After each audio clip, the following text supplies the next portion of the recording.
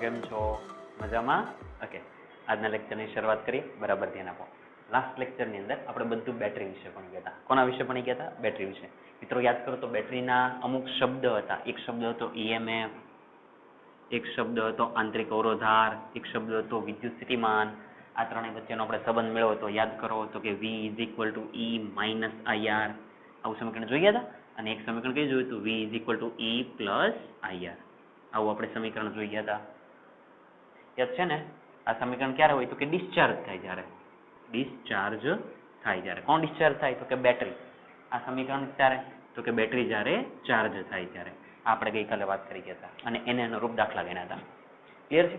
આજે મિત્રો આ ભાગ પૂરો થયો છે. હવે એકદમ નવો જ ભાગ ભણીએ. આ ચેપ્ટરનો મેઇન ભાગ જે છે તો એ મેઇન ભાગની અંદર છે મિત્રો કિર્ચોફના નિયમ. કોના નિયમ? કિર્ચોફના નિયમ.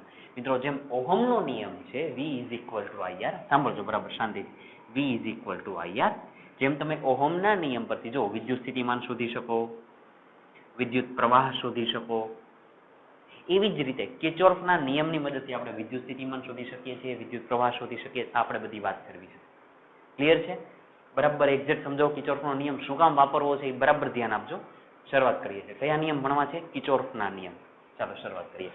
મિત્રો પહેલા એક સીધી ભાષામાં કહી દઉં. કિર્ચોફના બે નિયમ છે. કેટલા નિયમ છે? બે નિયમ. તો પહેલા કિર્ચોફના નિયમની સીધી સાદી સમજણ જોઈ લઈએ અને પછી બે નિયમ ભણીએ. શરૂઆત કરીએ. આપણે અત્યારે કન્સેપ્ટ સમજીએ છીએ કિર્ચોફના નિયમનો. કન્સેપ્ટ શું કન્સેપ્ટ સમજવો છે તો કે કિર્ચોફના નિયમ. કિર્ચોફના નિયમ. આપણે કિર્ચોફના નિયમની અંદર શું શું આવે એ પહેલા થોડીક વસ્તુ આપણે સમજવી છે. એની પછી જ આપણે કિર્ચોફના નિયમ સમજી શકાય. ક્લિયર છે? ચાલો બરાબર ધ્યાન આપો. મિત્રો એક પછી એક શબ્દ સમજાવતો જાઓ. બરાબર ધ્યાન આપતા જાજો. લખવી જોજો. શરૂઆત કરીએ.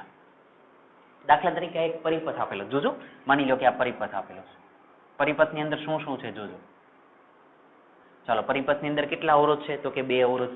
આ અવરોધને નામ આપી દો R1, આ અવરોધને નામ આપી દો R2. એની સાથે કોને જોડેલી છે તો કે બેટરીને જોડેલી છે. તો અહીંયા જોડી દીધી છે બેટરી, એટલે અહીંયા જોડી દીધી છે બેટરી. અહીંયા લખી દઉં V વોલ્ટ. હવે મારી વાત સાંભળજો. R1 છે, R2 છે, વિદ્યુત સ્થિતિમાન છે. જો તમને એમ પૂછે કે આ પરિપથમાંથી પસાર થતો પ્રવાહ શોધો, I શોધો, તો બોલો તમને મળે કે ન મળે? ઝડપથી જવાબ આપો તો. શું પૂછે? આ પરિપથમાંથી પસાર થતો પ્રવાહ શોધવાનું કે તમને ન મળે? કેવી રીતે મળે? જવાબ આપો તો. આમાંથી પસાર થતો પ્રવાહ શોધવો હોય તો શું કરાય? આ R1 છે, આ R2 છે, એ બંને કયા જોડાણમાં છે? શ્રેણી જોડાણમાં. તો એને સમતુલ્ય શોધી નખાય. તો આવું કરી નખાય. R equivalent = R1 + R2. બોલો આવું ન કરે? તમે R1 અને R2 કરી નાખો એટલે આ બંનેને કાઢી નાખો અને એની જગ્યાએ કોને જોડી દેવાના? R equivalent. તો સર્કિટ કેવી બની જાય? અહીંથી પરિપથ કેવો બની જાય? જોજો. તો પરિપથ કેવો બની ગયો? સાંભળજો. તો કે એક જ અવરોધ આવી ગયો. એ અવરોધનું નામ શું થઈ ગયું? તો કે R equivalent. અને અહીંયા બેટરી આવી ગઈ. જો બેટરી આવી ગઈ અને અહીંયાથી કેટલો પ્રવાહ નીકળતો હોય તો કે I. હવે કોનો નિયમ વાપરી લો તો કે ઓહમનો નિયમ. ઓહમનો નિયમ શું કહે તો કે V = I. R નહીં પણ હવે કોણ લખાય તો કે R equivalent. અને પ્રવાહને શોધવો હોય તો I = V ના છેદમાં R equivalent. જો આપણને I મળી ગયા. સીધી ભાષામાં કયા નિયમનો ઉપયોગ કર્યો? ઓહમના નિયમ. ઓહમના અહીંયા નહીં, સોરી અહીંયા કયા નિયમનો ઉપયોગ કર્યો? ઓહમના નિયમ. આવું સમજાવું છું. હવે મિત્રો મારી વાત સાંભળજો. કિર્ચોફના નિયમની જરૂર શું કામ છે? ઓહમના નિયમની મદદથી જો પ્રવાહ મળી ગયો. હવે તમને માની લો કે વિદ્યુત સ્થિતિમાન શોધવાનું કીધું હોય તો V ને સૂત્રનો કરતા બનાવો, નહીં મળી ગયા. તો V અને I ઓહમના નિયમ પરથી મળે જ છે. આ નિયમ પરથી મળે જ છે. કયા નિયમ પરથી? તો કે ઓહમના નિયમ પરથી. સંજ્ઞા સ્વરૂપે લખી દો કે ઓહમના નિયમ પરથી મળી રહે. તો પછી કિર્ચોફના નિયમનું કામ શું છે? જ્યારે આનાથી કામ થઈ જ જાય છે તો મિત્રો બરાબર સાંભળો. ઓહમના નિયમથી કામ થાય છે પણ એ બહુ સીધી સાદી સિમ્પલ સર્કિટ હોય ત્યારે, જો પરિપથ હોય ત્યારે આ સીધો સાદો પરિપથ છે કે બે અવરોધ છે શ્રેણીમાં છે અને એક સીધી રીતે બેટરી જોડેલી છે, તો તમે આરામથી શોધી શકો. પણ જ્યારે આવા પરિપથ હોય, હવે પરિપથ દોરો નહીં, જોજો કે જે પરિપથની અંદર કેપેસિટર હોય, ઇન્ડક્ટર હોય, અવરોધ હોય, બેટરીઓ હોય એટલે એક બેટરી નહીં, એક કરતા વધારે બેટરી હોય, ત્યારે શું થાય? ત્યારે બરાબર સાંભળજો. જોજો હવે બધાને જોડું છું. હવે માની લો કે તમારી પાસે આવો પરિપથ આવી ગયો. એકદમ રેન્ડમ પરિપથ દોરું છું. એકદમ રેન્ડમ પરિપથ કે માની લો કે અહીંયા કેપેસિટર છે. શાંતિથી સમજો. અહીં કેપેસિટર છે, અહીંયાથી આગળ જાઓ તો એક અવરોધ જોડેલો છે, પાછા આગળ ગયા, અહીંથી એની નીચે આવો તો અહીંયા માની લો કે એક ઇન્ડક્ટર જોડેલું છે. શું જોડેલું છે મિત્રો? ઇન્ડક્ટર. એવું માની લો કે એક વાહક તારનું ગૂંચળું જોડેલું, કેમ કે હજી આને તમે ભણી નથી ગયા પણ એવું ધ્યાનમાં રાખો કે એક ઇન્ડક્ટર જોડેલું છે. ચાલો આગળ ગયા, આ બંને છેડા પાછા કનેક્ટ છે. હજી પાછા તમે આગળ જાઓ, અહીંથી આગળ ગયા તો અહીંયા પાછો એક અવરોધ જોડેલો છે અને એ અવરોધ સાથે માની લો કે પાછી બેટરી જોડેલી છે. પાછા તમે આગળ જાઓ છો, જોતા રહેજો. હજી અહીંયાથી તમે આગળ જાઓ છો, અહીંયા આવી ગયા. આ બંને છેડા કનેક્ટ છે અને પર આ એ બેટરી છે ને, હજી એક માની લો કે બેટરી અહીંયા છે, એક બેટરી અહીંયા જોડેલી છે, એક બેટરી અહીંયા જોડેલી. આવો પરિપથ છે અને આવા પરિપથની અંદર તમને એમ કે પરિપથમાંથી વહેતો પ્રવાહ શોધો, એટલે કે I શોધવાનું કે. હવે આમ જોવો તો અહીંયા એક બેટરી છે, અહીંયા બીજી બેટરી છે, એટલે બે પ્રવાહ નીકળતા હશે. એટલે આ બેટરીને હું E1 કહી દઉં, આ બેટરીને હું E2 કહી દઉં, તો આમાંથી પ્રવાહ નીકળે, આમાંથી પ્રવાહ નીકળે. તમને પ્રવાહ શોધવાનું કે. સાથે સાથે એવું કે દરેક ઘટકનું વિદ્યુત સ્થિતિમાન શોધો, આનું શોધો, આનું શોધો, આનું શોધો, આનું શોધો. તો આવા જ્યારે વિદ્યુત સ્થિતિમાન આનું, જેમ આ વિદ્યુત સ્થિતિમાન કેમ તમને આનું મળી જાય, જેમ આ પરિપથની અંદર તમને પ્રવાહ મળી જાય, એવી રીતે ડાયરેક્ટ V = IR કરીને આવા પરિપથની અંદર તમે સોલ્વ કરી શકો નહીં. તો આવો જ્યારે કોમ્પ્લિકેટેડ પરિપથ હોય કે જેની અંદર ઘણા બધા જોડેલા હોય, કેપેસિટર છે, અવરોધ છે, ઇન્ડક્ટર છે, બેટરીઓ છે, એક કરતા વધારે બેટરી જોડેલી હોય, તો આવો પરિપથ હોય એની અંદર તમારે I ને શોધવા હોય, V ને શોધવા હોય, તો એની માટે કોનો નિયમ વપરાય?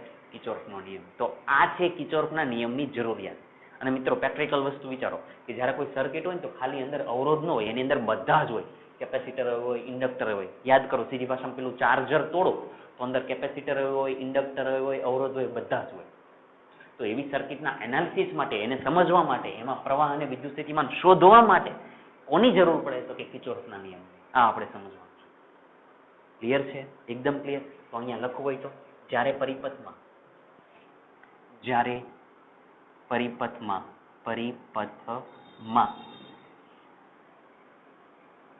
એક કરતા વધારે કોણ? તો કે બેટરી ઉપરાંત બેટરીની વાત થઈ ગઈ. ઉપરાંત પરિપથની અંદર કોણ કોણ હોય? તો કે કેપેસિટર, અવરોધ અને ઇન્ડક્ટર. નામ યાદ રાખો, ઇન્ડક્ટર. મિત્રો ઇન્ડક્ટરનો મતલબ વાહક તારનું ગૂંચળું. ઇન્ડક્ટર આવેલા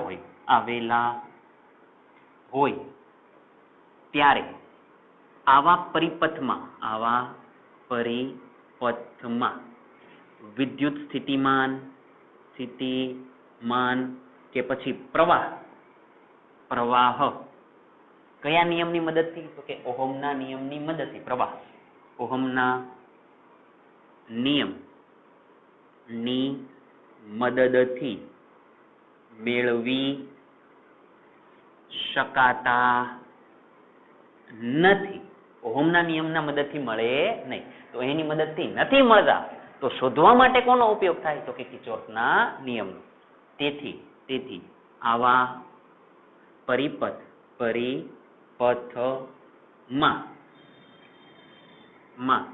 પરિપથમાં પ્રવાહ કે પછી વિદ્યુત સ્થિતિમાન મેળવવા માટે કોનો ઉપયોગ થાય? તો કે કિર્ચોફના નિયમનો. મેળવવા માટે કિર્ચોફના નિયમ વપરાય છે. આનું મેન કામ છે કિર્ચોફના નિયમ. ક્લિયર થઈ ગયું એકદમ? તો હવે ધ્યાન આપો, આ કિર્ચોફના નિયમ વપરાય. હવે કયા કિર્ચોફના નિયમ? તો મિત્રો કિર્ચોફના બે નિયમ. કેટલા નિયમ? બે નિયમ. લખીએ. નંબર 1 બરાબર શાંતિથી સાંભળતા જજો. કિર્ચોફના બે નિયમ. પહેલો નિયમ છે ને આમ જ નોર્મલ જ કહેવાય કે કિર્ચોફનો પ્રથમ નિયમ. બહુ સીધી ભાષામાં પ્રથમ નિયમ આવું કહેવાય. હવે મિત્રો આના અલગ અલગ નામ છે. ચોપડીની અંદર તો આવું જ લખેલું કે કિર્ચોફનો નિયમ, અથવા તો મિત્રો આનું બીજું નામ છે, તમે આવું પણ કહી શકો, કિર્ચોફનો વિદ્યુત પ્રવાહનો નિયમ. તમે આવું પણ કહી શકો કે કિર્ચોફનો વિદ્યુત પ્રવાહનો નિયમ એટલે કિર્ચોફનો પ્રથમ નિયમ. હજી એને આવું પણ કહેવાય કિર્ચોફનો જંક્શન માટેનો નિયમ. બધાનો મતલબ એક જ છે. આવું લખે આવું લખે કે આવું લખે એટલે એ બધું કોણ છે? કિર્ચોફનો પ્રથમ નિયમ. શું છે એ હમણાં આપણે સમજવાના, ખાલી આપણે નામ જોઈએ છીએ. ક્લિયર છે? એટલે કિર્ચોફના પ્રથમ નિયમને બીજા કયા કયા નામે ઓળખી શકો? તો કે કિર્ચોફનો વિદ્યુત પ્રવાહનો નિયમ કહો તો પણ ચાલે, અથવા તો કિર્ચોફનો જંક્શન માટેનો નિયમ. મિત્રો આ શબ્દ હમણાં હું સમજાવું જ છું, અત્યારે ધ્યાનમાં રાખો. કિર્ચોફનો કોની માટેનો? જંક્શન માટેનો નિયમ. આવી વાત કરે છે. આ પહેલા નિયમ. હવે કિર્ચોફનો બીજો નિયમ. ટોટલ કેટલા નિયમ છે? બે. કિર્ચોફનો પ્રથમ નિયમ અને બીજો, એનું નામ શું? કિર્ચોફનો બીજો નિયમ. કિર્ચોફનો દ્વિતીય અથવા તો બીજો નિયમ. બીજો નિયમ. ટોટલ નિયમ બે જ છે, એટલે કિર્ચોફનો પ્રથમ નિયમ અને કિર્ચોફનો બીજો નિયમ. પણ આને પાછા અલગ અલગ રીતે ઓળખાય. આને આવું પણ કહી શકાય કિર્ચોફનો વોલ્ટેજનો નિયમ. વોલ્ટેજનો નિયમ. કિર્ચોફનો વોલ્ટેજનો નિયમ. અથવા હજી એક નામ છે કિર્ચોફનો લૂપ માટેનો નિયમ. લૂપનો નિયમ. એટલે આ કહો આ કહો આ કહો બધાનો મતલબ એક. અહીંયા પાછો નવો શબ્દ આવ્યો લૂપ. ઇંગ્લિશમાં આવી રીતે લૂપ. લૂપ એટલે મિત્રો બંધ ગાળો. હમણાં થોડીક જ વારમાં વાત કરું છું કે આનો મતલબ શું છે, આનો મતલબ શું છે, પણ અત્યારે ખાલી નામ જુઓ. તમને એમ કે કિર્ચોફનો વોલ્ટેજનો નિયમ તો એ કિર્ચોફનો બીજો નિયમ થાય એમ. તમને એમ કે કિર્ચોફનો વિદ્યુત પ્રવાહનો નિયમ તો એને કિર્ચોફનો પ્રથમ નિયમ કહેવાય. ક્લિયર છે? પાક્કું છે? ઓકે, એકદમ ક્લિયર છે ને? અને બીજી વસ્તુ સાંભળો, જ્યાં જ્યાં તમે કિર્ચોફના બીજા નિયમનો ઉપયોગ કરશો, ફરીથી સાંભળો, જ્યાં જ્યાં તમે કિર્ચોફના બીજા નિયમનો ઉપયોગ કરો તો એને ટૂંકમાં તમે આવું લખો તો લખી શકાય. કિર્ચોફ એટલે કે, વોલ્ટેજ એટલે વી અને નિયમ એટલે લો. એટલે કોઈક જગ્યાએ તમારે આખું સેન્ટેન્સ લખવું હોય કે કિર્ચોફના બીજા નિયમ મુજબ, તો તમારે ડાયરેક્ટ શું લખી દેવાનું કે KVL મુજબ. કિર્ચોફના વોલ્ટેજ લો મુજબ, કિર્ચોફના વોલ્ટેજના નિયમ મુજબ. એટલે તમે KVL લખો તો પણ ચાલે. એટલે કોઈક જગ્યાએ જ્યારે આપણે સેન્ટેન્સ લખવાનું હોય કે કિર્ચોફના બીજા નિયમ મુજબ, તો આપણે શું લખી દેવાનું? KVL મુજબ. ક્લિયર છે? પાક્કું ને? એટલે આ નામ પણ યાદ રાખજો. આનો મતલબ શું? તો કે કિર્ચોફનો વોલ્ટેજનો નિયમ. કિર્ચોફનો વોલ્ટેજનો નિયમ. એટલે આ પણ તમે ધ્યાનમાં રાખી શકો. એક વાત થાય. ક્લિયર છે? હવે શબ્દ સમજીએ. કિર્ચોફનો નિયમ તમારે ભણવો હોય તો પહેલી વાત તો આવા પરિપથમાં લગાડવાનો છે. તો એની માટે અમુક શબ્દ સમજવાની જરૂર છે. એ શબ્દો કયા છે? તો એમાંનો પહેલો શબ્દ, મિત્રો પહેલા આ શબ્દ સમજીએ આપણે, જંક્શન.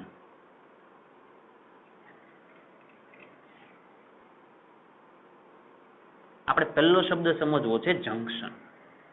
એની પછી બીજો શબ્દ સમજશું આપણે, શબ્દ ખાલી જોતા જાઓ, નોડ. નોડ. નોડ. અને ત્રીજો શબ્દ આપણે સમજશું મિત્રો લૂપ.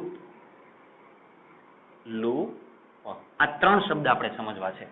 એકદમ સીધા છે, એક્ઝામમાં વ્યાખ્યા નથી પૂછવાની, પણ તમને આ સમજવા માટે એની જરૂર છે. આ ત્રણ શબ્દ જોવા જોઈએ. અહીંયાથી શરૂઆત કરીએ. જંક્શન, બહુ સીધી ભાષામાં જંક્શન. Number 1 junction. જોજો, એકદમ સીધું સાધું. જંક્શન એટલે પરિપથનું એવું બિંદુ અથવા તો એવી જગ્યા કે જ્યાં બે કરતા વધારે વાહક તાર ભેગા થતા હોય. ફરીથી, પરિપથનું એવું બિંદુ અથવા તો એવી જગ્યા કે જ્યાં બે કરતા વધારે વાહક તાર ભેગા થતા હોય. ઉભા રહી મિત્રો, સીધી ભાષામાં કહીએ તો સુરત જંક્શન કહેવાય છે. ફરીથી બોલું, સુરત જંક્શન. શું કામ સુરત જંક્શન કહેવાય? કેમ કે ત્યાં ઘણી બધી ટ્રેન અવર જવર થાય છે. અમદાવાદ જંક્શન, બરોડા જંક્શન, આવું કહેવા માંગુ છું. હવે મિત્રો એક થોડીક વસ્તુ સમજો. તમે આગળ તરફ જાઓ કે નવસારી તરફ જાઓ, એની પછી આગળ જાઓ તો બિલીમોરા ને આ બધા સ્ટેશન આવે, એની આગળ જાઓ તો ડુંગરી સ્ટેશન આવે છે. તો ત્યાં એ બધા સ્ટેશન ઉપર જે નાના નાના સ્ટેશન છે તો ડુંગરી જંક્શન એવું ન લખે, ખાલી ડુંગરી લખે. સમજાય છે? એટલે હું એવું કહેવા માંગુ છું કે જ્યાં ઘણા બધા લોકો ભેગા થતા હોય, એ આપણે સુરત જંક્શન શું કામ કીધું? કેમ કે એના ઘણી બધી ટ્રેન ભેગી થઈ છે, એટલે એને કયું જંક્શન કીધું? તો કે સુરત જંક્શન છે. આ બધા વાહક તાર છે, આ બધા સાધન છે, આ સાધન છે, આ સાધન છે, આ સાધન છે, આ સાધન છે. તો આ જગ્યા જુઓ તો, આ જગ્યા જુઓ તો, અહીં કેટલા વાહક તાર ભેગા થાય છે આ જગ્યા આ બિંદુ પાસે? તો કે જો આ 1 અને 2, તો આને જંક્શન નો કહેવાય. આ બિંદુને જોવો તો જો 1 આ બાજુથી 2 અને આ બાજુથી 3 જો, એટલે આ બિંદુ જે બન્યું, આ બિંદુ જે બની ગયું, આને કહેવાય જંક્શન.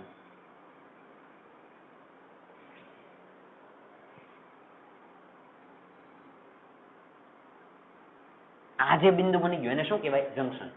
ABCDE અહીંયા એક નામ આપવું પડશે F. તો F બિંદુને શું કહેવાય? જંક્શન. હવે પાછું E બિંદુને જોવો તો E બિંદુને આને E ને આને જંક્શન કહેવાય. જુઓ તો જો અહીંયા 1 અને 2, તો E બિંદુને જંક્શન કહેવાય નહીં. D બિંદુ જોવો તો જંક્શન કહેવાય નહીં, પણ C કહેવાય. જો આ 1, આ બીજા અને આ ત્રીજા, જો 3 વાહક તાર ભેગા થઈ, તો C બિંદુને પણ શું કહેવાય? જંક્શન. ક્લિયર છે? એટલે વ્યાખ્યા કેવી રીતે શું લખવાનું? પરિપથમાં જે બિંદુએ 2 કરતા વધારે વાહક તાર ભેગા થતા હોય તો તે બિંદુને શું કહે છે? જંક્શન કહે છે. પહેલું કામ પૂરું. વ્યાખ્યા જાતે લખજો, વ્યાખ્યા જાતે લખજો. શું બોલો મારી સાથે? પરિપથમાં જે બિંદુએ 2 કરતા વધારે, 1 2 3 કરતા વધારે વાહક તાર ભેગા થતા હોય તો તે બિંદુને જંક્શન કહે છે. પહેલું કામ પૂરું. તો આની અંદર જંક્શન કોણ કોણ છે? આમાં જંક્શન કયા છે? તો કે F અને C. આની અંદર F અને C આ બંને શું છે? જંક્શન છે. આગળ જઈએ. બીજો શબ્દ સમજવો છે નોડ. મિત્રો નોડ એટલે શું? તો કે જે જગ્યાએ માત્ર 2 વાહક તાર ભેગા થતા હોય, જે જગ્યાએ 2 વાહક તાર ભેગા થાય એને કહેવાય નોડ. તો આની અંદર કેટલા નોડ છે? જુઓ તો જો અહીંયા પહેલો વાહક તાર, બીજો વાહક તાર, એટલે આ નોડ છે. પહેલો વાહક તાર, બીજો વાહક તાર, એટલે આ નોડ છે. C ને શું કહેવાય? C તો જંક્શન છે, કેમ કે અહીંયા 2 કરતા વધારે છે. અહીંયા 1, અહીંયા 2, આ એટલે આ D પણ શું થયા? નોડ થયા. આ 1, આ 2 એટલે E પણ શું થયા? નોડ થયા. તો નોડ કયા કયા? A, B, D, E આ બધા કોણ છે? નોડ. પરિપથનું, પરિપથના એવા બિંદુ કે જ્યાં કેટલા 2 વાહક તાર ભેગા થતા હોય તો તે બિંદુને શું કહેવાય? નોડ. જાતે વ્યાખ્યા લખજો. ઓકે, તો હવે નોડ વ્યાખ્યા તમે અહીંયા લખશો તો હવે નોડના ઉદાહરણ કયા કયા છે આની અંદર? તો કે A, B, D, E. તો લખી દો A, B, D, E આ બધા કોણ છે? નોડ. પહેલા વ્યાખ્યા લખજો પછી આ ઉદાહરણ. આની અંદર પહેલા વ્યાખ્યા લખજો પછી એના ઉદાહરણ. ક્લિયર? અને છેલ્લો શબ્દ સમજીએ, લૂપ. ચાલો હવે લૂપને સમજીએ. મિત્રો લૂપ એટલે બીજું કાંઈ જ નહીં, પરિપથની અંદર જે કોઈ પણ બંધ ગાળો હોય એને કહેવાય લૂપ. ફરીથી, પરિપથની અંદર જે કોઈ પણ બંધ ગાળો હોય એને કહેવાય લૂપ. આની અંદર ઘણા બધા બંધ ગાળા જો બતાવું. જો તમે A થી ચાલુ કરો, જોજો A થી ચાલુ કરો તો A, B, C, F, A. જો આટલો બંધ ગાળો થઈ ગયો તો આને શું કહેવાય? લૂપ. એ લૂપનું નામ શું? તો કે A, B, C, F, A. એને પાછા લઈ લેવાના તો જ બંધ થાય ને. તમે એમ બોલો A, B, C, F તો બંધ ન થાય. જો મિત્રો અહીંયા તમે અટકી ગયા તો તમે આટલું જ ફેર્યા તો એને બંધ ન કહેવાય. બંધ કરવા માટે ઉપર સુધી જવું પડે. તો એનો મતલબ A, B, C, F, A એને શું કહેવાય? લૂપ. હજી એક લૂપ બને જુઓ તો F, C, D, E, F. બીજી લૂપ બની. હજી એક લૂપ બને. ચાલો જલ્દી બતાવો કઈ? Main loop. A, B, D, E, A. ખબર પડે છે? એટલે પરિપથની અંદર જેટલા પણ બંધ ગાળા બને એ બધાને કહેવાય લૂપ. વ્યાખ્યા શું લખશો? પરિપથમાં બનતા બંધ ગાળાને શું કહેવાય છે? લૂપ. લૂપના ઉદાહરણ આપી દો. તો કે A, B, C, F, A. A, B, C, F, A. એક આ લૂપ બને છે. હજી એક લૂપ તો કે F, C, D, E. F, C, D, E. અને હજી એક બને છે તો કે A, B, D, E. તો અહીંયા લખી દો A, B, D, E. આવું કહેવામાં આવે છે. તો આ બધી કોણ છે?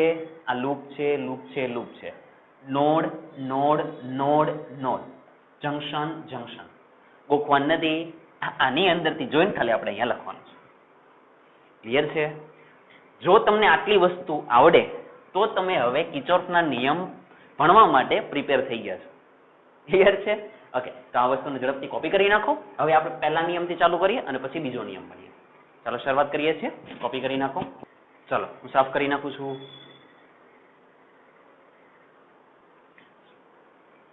ક્લિયર ને મિત્રો? જંક્શન એટલે જ્યાં બે કરતા વધારે વાહક તાર ભેગા થતા હોય એ જંક્શન છે. નોડ એટલે જ્યાં બે વાહક તાર ભેગા થતા હોય એ જગ્યાને નોડ કહેવાય. લૂપ એટલે પરિપથમાં જે કોઈ પણ બંધ પરિપથ બને એને શું કહેવાય? લૂપ કહેવાય. પાક્કું ને? ઓકે, પછી બીજી વસ્તુ, કિર્ચોફના પ્રથમ નિયમ જે છે, કિર્ચોફનો પ્રથમ નિયમ, એના બીજા કેટલા નામ? તો કે બે નામ. કિર્ચોફનો જંક્શનનો નિયમ અને કિર્ચોફનો વિદ્યુત પ્રવાહનો નિયમ. પછી કિર્ચોફનો બીજો નિયમ છે, એનું નામ શું? તો કે કિર્ચોફનો બીજો નિયમ. અને એના પાછા બીજા નામ તો કે કિર્ચોફનો વોલ્ટેજનો નિયમ અને કિર્ચોફનો લૂપનો નિયમ. ક્લિયર? ચાલો હવે કિર્ચોફનો પ્રથમ નિયમ સમજીએ. બરાબર ધ્યાન આપજો. લખી જોજો મિત્રો, શાંતિથી સમજો. કિર્ચોફનો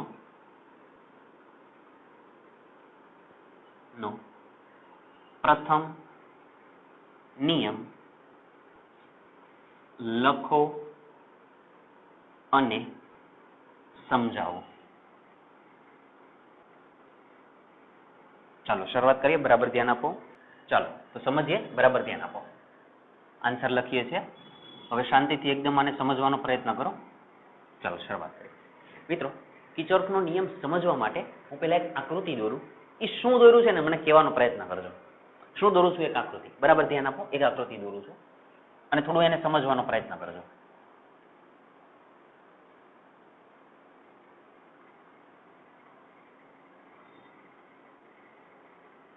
પહેલા હું આકૃતિ દોરી જ દઉં છું કે જેથી તમને સમજાય. આવી રીતે દોરીશ તો હજી ખબર નહીં પડે, પણ હવે હું કંઈક અંદર બીજી માહિતી આપું એટલે તમને ખબર પડે. જોજો.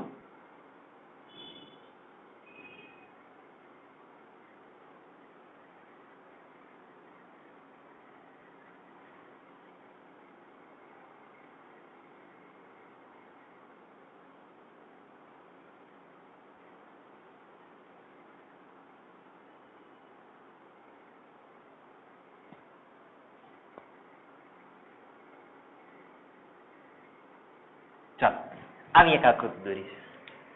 આ શું દોર્યું છે? સર અમને તો લીટા લીટા દોર્યા છે ને અંદર કંઈક પ્રવાહ જતા હોય ને એવું લાગે. મિત્રો જુઓ, આપણે છે ને જંક્શન બતાવ્યું છે. એવી જગ્યા કે જ્યાં બે કરતા વધારે વાહક તાર ભેગા થાય. મિત્રો કેટલા બધા વાહક તાર ભેગા થયા જુઓ તો ખરા. એક વાહક તાર, બીજો વાહક તાર, ત્રીજો વાહક તાર, ચોથો, પાંચમો, 6 વાહક તાર ભેગા થયા. તો એનો મતલબ અહીંયા કંઈક જગ્યા થઈ ગઈ. આ જગ્યાનું નામ શું છે? જંક્શન. અને જંક્શનને આપણે કોના વડે દર્શાવી દીધું? ઓ વડે. એટલે ટૂંકમાં મેં એક જંક્શન દર્શાવેલું છે અને જંક્શનનું નામ શું છે? ઓ. ક્લિયર છે? તો લખાણ લખીએ. આકૃતિમાં એક જંક્શન દર્શાવેલ છે જેને આપણે કોના વડે દર્શાવેલું છે? ઓ વડે. ક્લિયર? ચાલો લખીએ. આકૃતિમાં કોઈ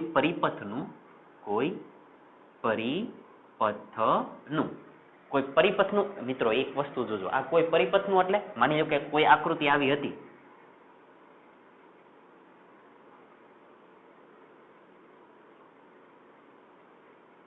આવી કોઈ આકૃતિ હતી, એનો મેં આટલો ભાગ ઉચકી લીધો અને એને મેં અહીંયા બતાવી દીધો એમ.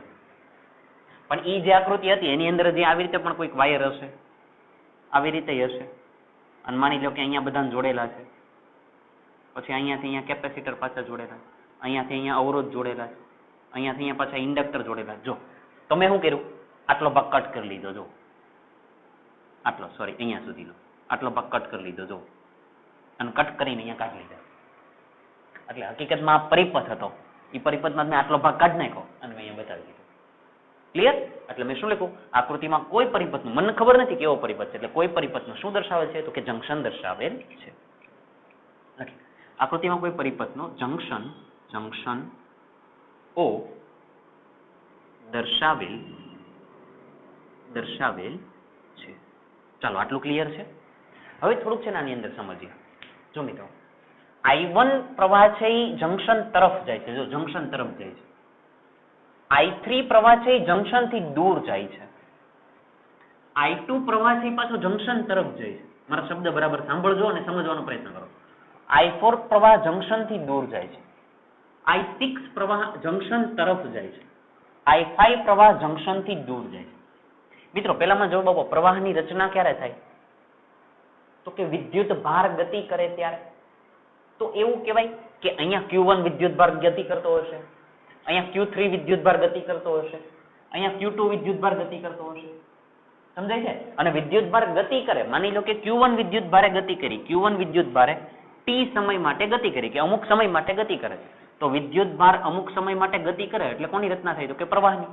અને પ્રવાહનું સમીકરણ I = Q/T. જો આપણે આવું લખતા જ હતા. ટૂંકમાં પ્રવાહ મળ્યો શું કામ? તો કે વિદ્યુત ભારે ગતિ કરી એટલે. ક્લિયર છે? પાક્કું? તો હવેનો મુદ્દો લખો નહીં જોજો. હવે લખવું જોજો. હવે t સમયમાં જંક્શન પાસેથી લખવું જોજો. જંક્શન પાસેથી પસાર થતા વિદ્યુત ભારો આને અનુરૂપ Q1, આને અનુરૂપ Q2, Q3, Q4, Q5, Q6. તો શું લખું? હવે t સમયમાં જંક્શન પાસેથી પસાર થતા વિદ્યુત ભારો કયા કયા છે? તો કે વિદ્યુત ભારો Q1 અલ્પવિરામ Q2 અલ્પવિરામ Q3 અલ્પવિરામ Q4 અને Q5 છે. ક્લિયર છે? જો આ Q1 છે તો એ જંક્શન પાસેથી જ આમ પસાર થયા, જો એટલે જંક્શન પાસે જ થયા. હવે ભલે આ દૂર જાય છે તો જો Q2 આમ જ ગયા આમ, એટલે બધા ક્યાંથી પસાર થયા? તો કે જંક્શન પાસેથી. આવું કહેવા માંગુ છું. ક્લિયર છે? હવે થોડુંક વ્યવસ્થિત લખીએ. બરાબર સાંભળજો. હમણાં જવાબ આપો તો આમાં જંક્શન તરફ કયા વિદ્યુત ભાર આવે છે? જંક્શન તરફ વિદ્યુત ભાર, જંક્શન તરફ આવતા વિદ્યુત ભાર. જુઓ આ I1 છે તો એને અનુરૂપ Q1 આ બાજુ આવે એમ કહેવાય. આ I2 છે તો એને અનુરૂપ Q2 આ બાજુ જંક્શન તરફ આવે એવું કહેવાય. અને આ 6 છે તો Q6 જંક્શન તરફ જતા હોય એવું કહેવાય. તો જંક્શન તરફ જતા વિદ્યુત ભાર કયા? તો કે Q1, Q2 અને Q6. અને જંક્શન થી દૂર જતા કેવા હોય? તો કે Q3, Q4 અને Q5. જો જંક્શન થી દૂર જાય છે, તરફ કઈ આવે છે? જો આ જંક્શન તરફ આવે છે. જો ક્લિયર છે? તો પાછું લખીએ. આકૃતિ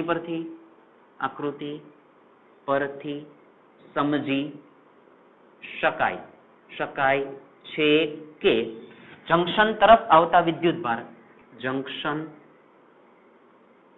તરફ આવતા વિદ્યુત ભાર. ચાલો જલ્દી જવાબ આપો. જંક્શન તરફ આવતા વિદ્યુત ભાર કયા? તો કે Q1, Q2 અને Q6 વિદ્યુત ભાર. Q1, Q2 અને કોણ છે? તો કે Q6 છે. અને જંક્શન થી દૂર જતા,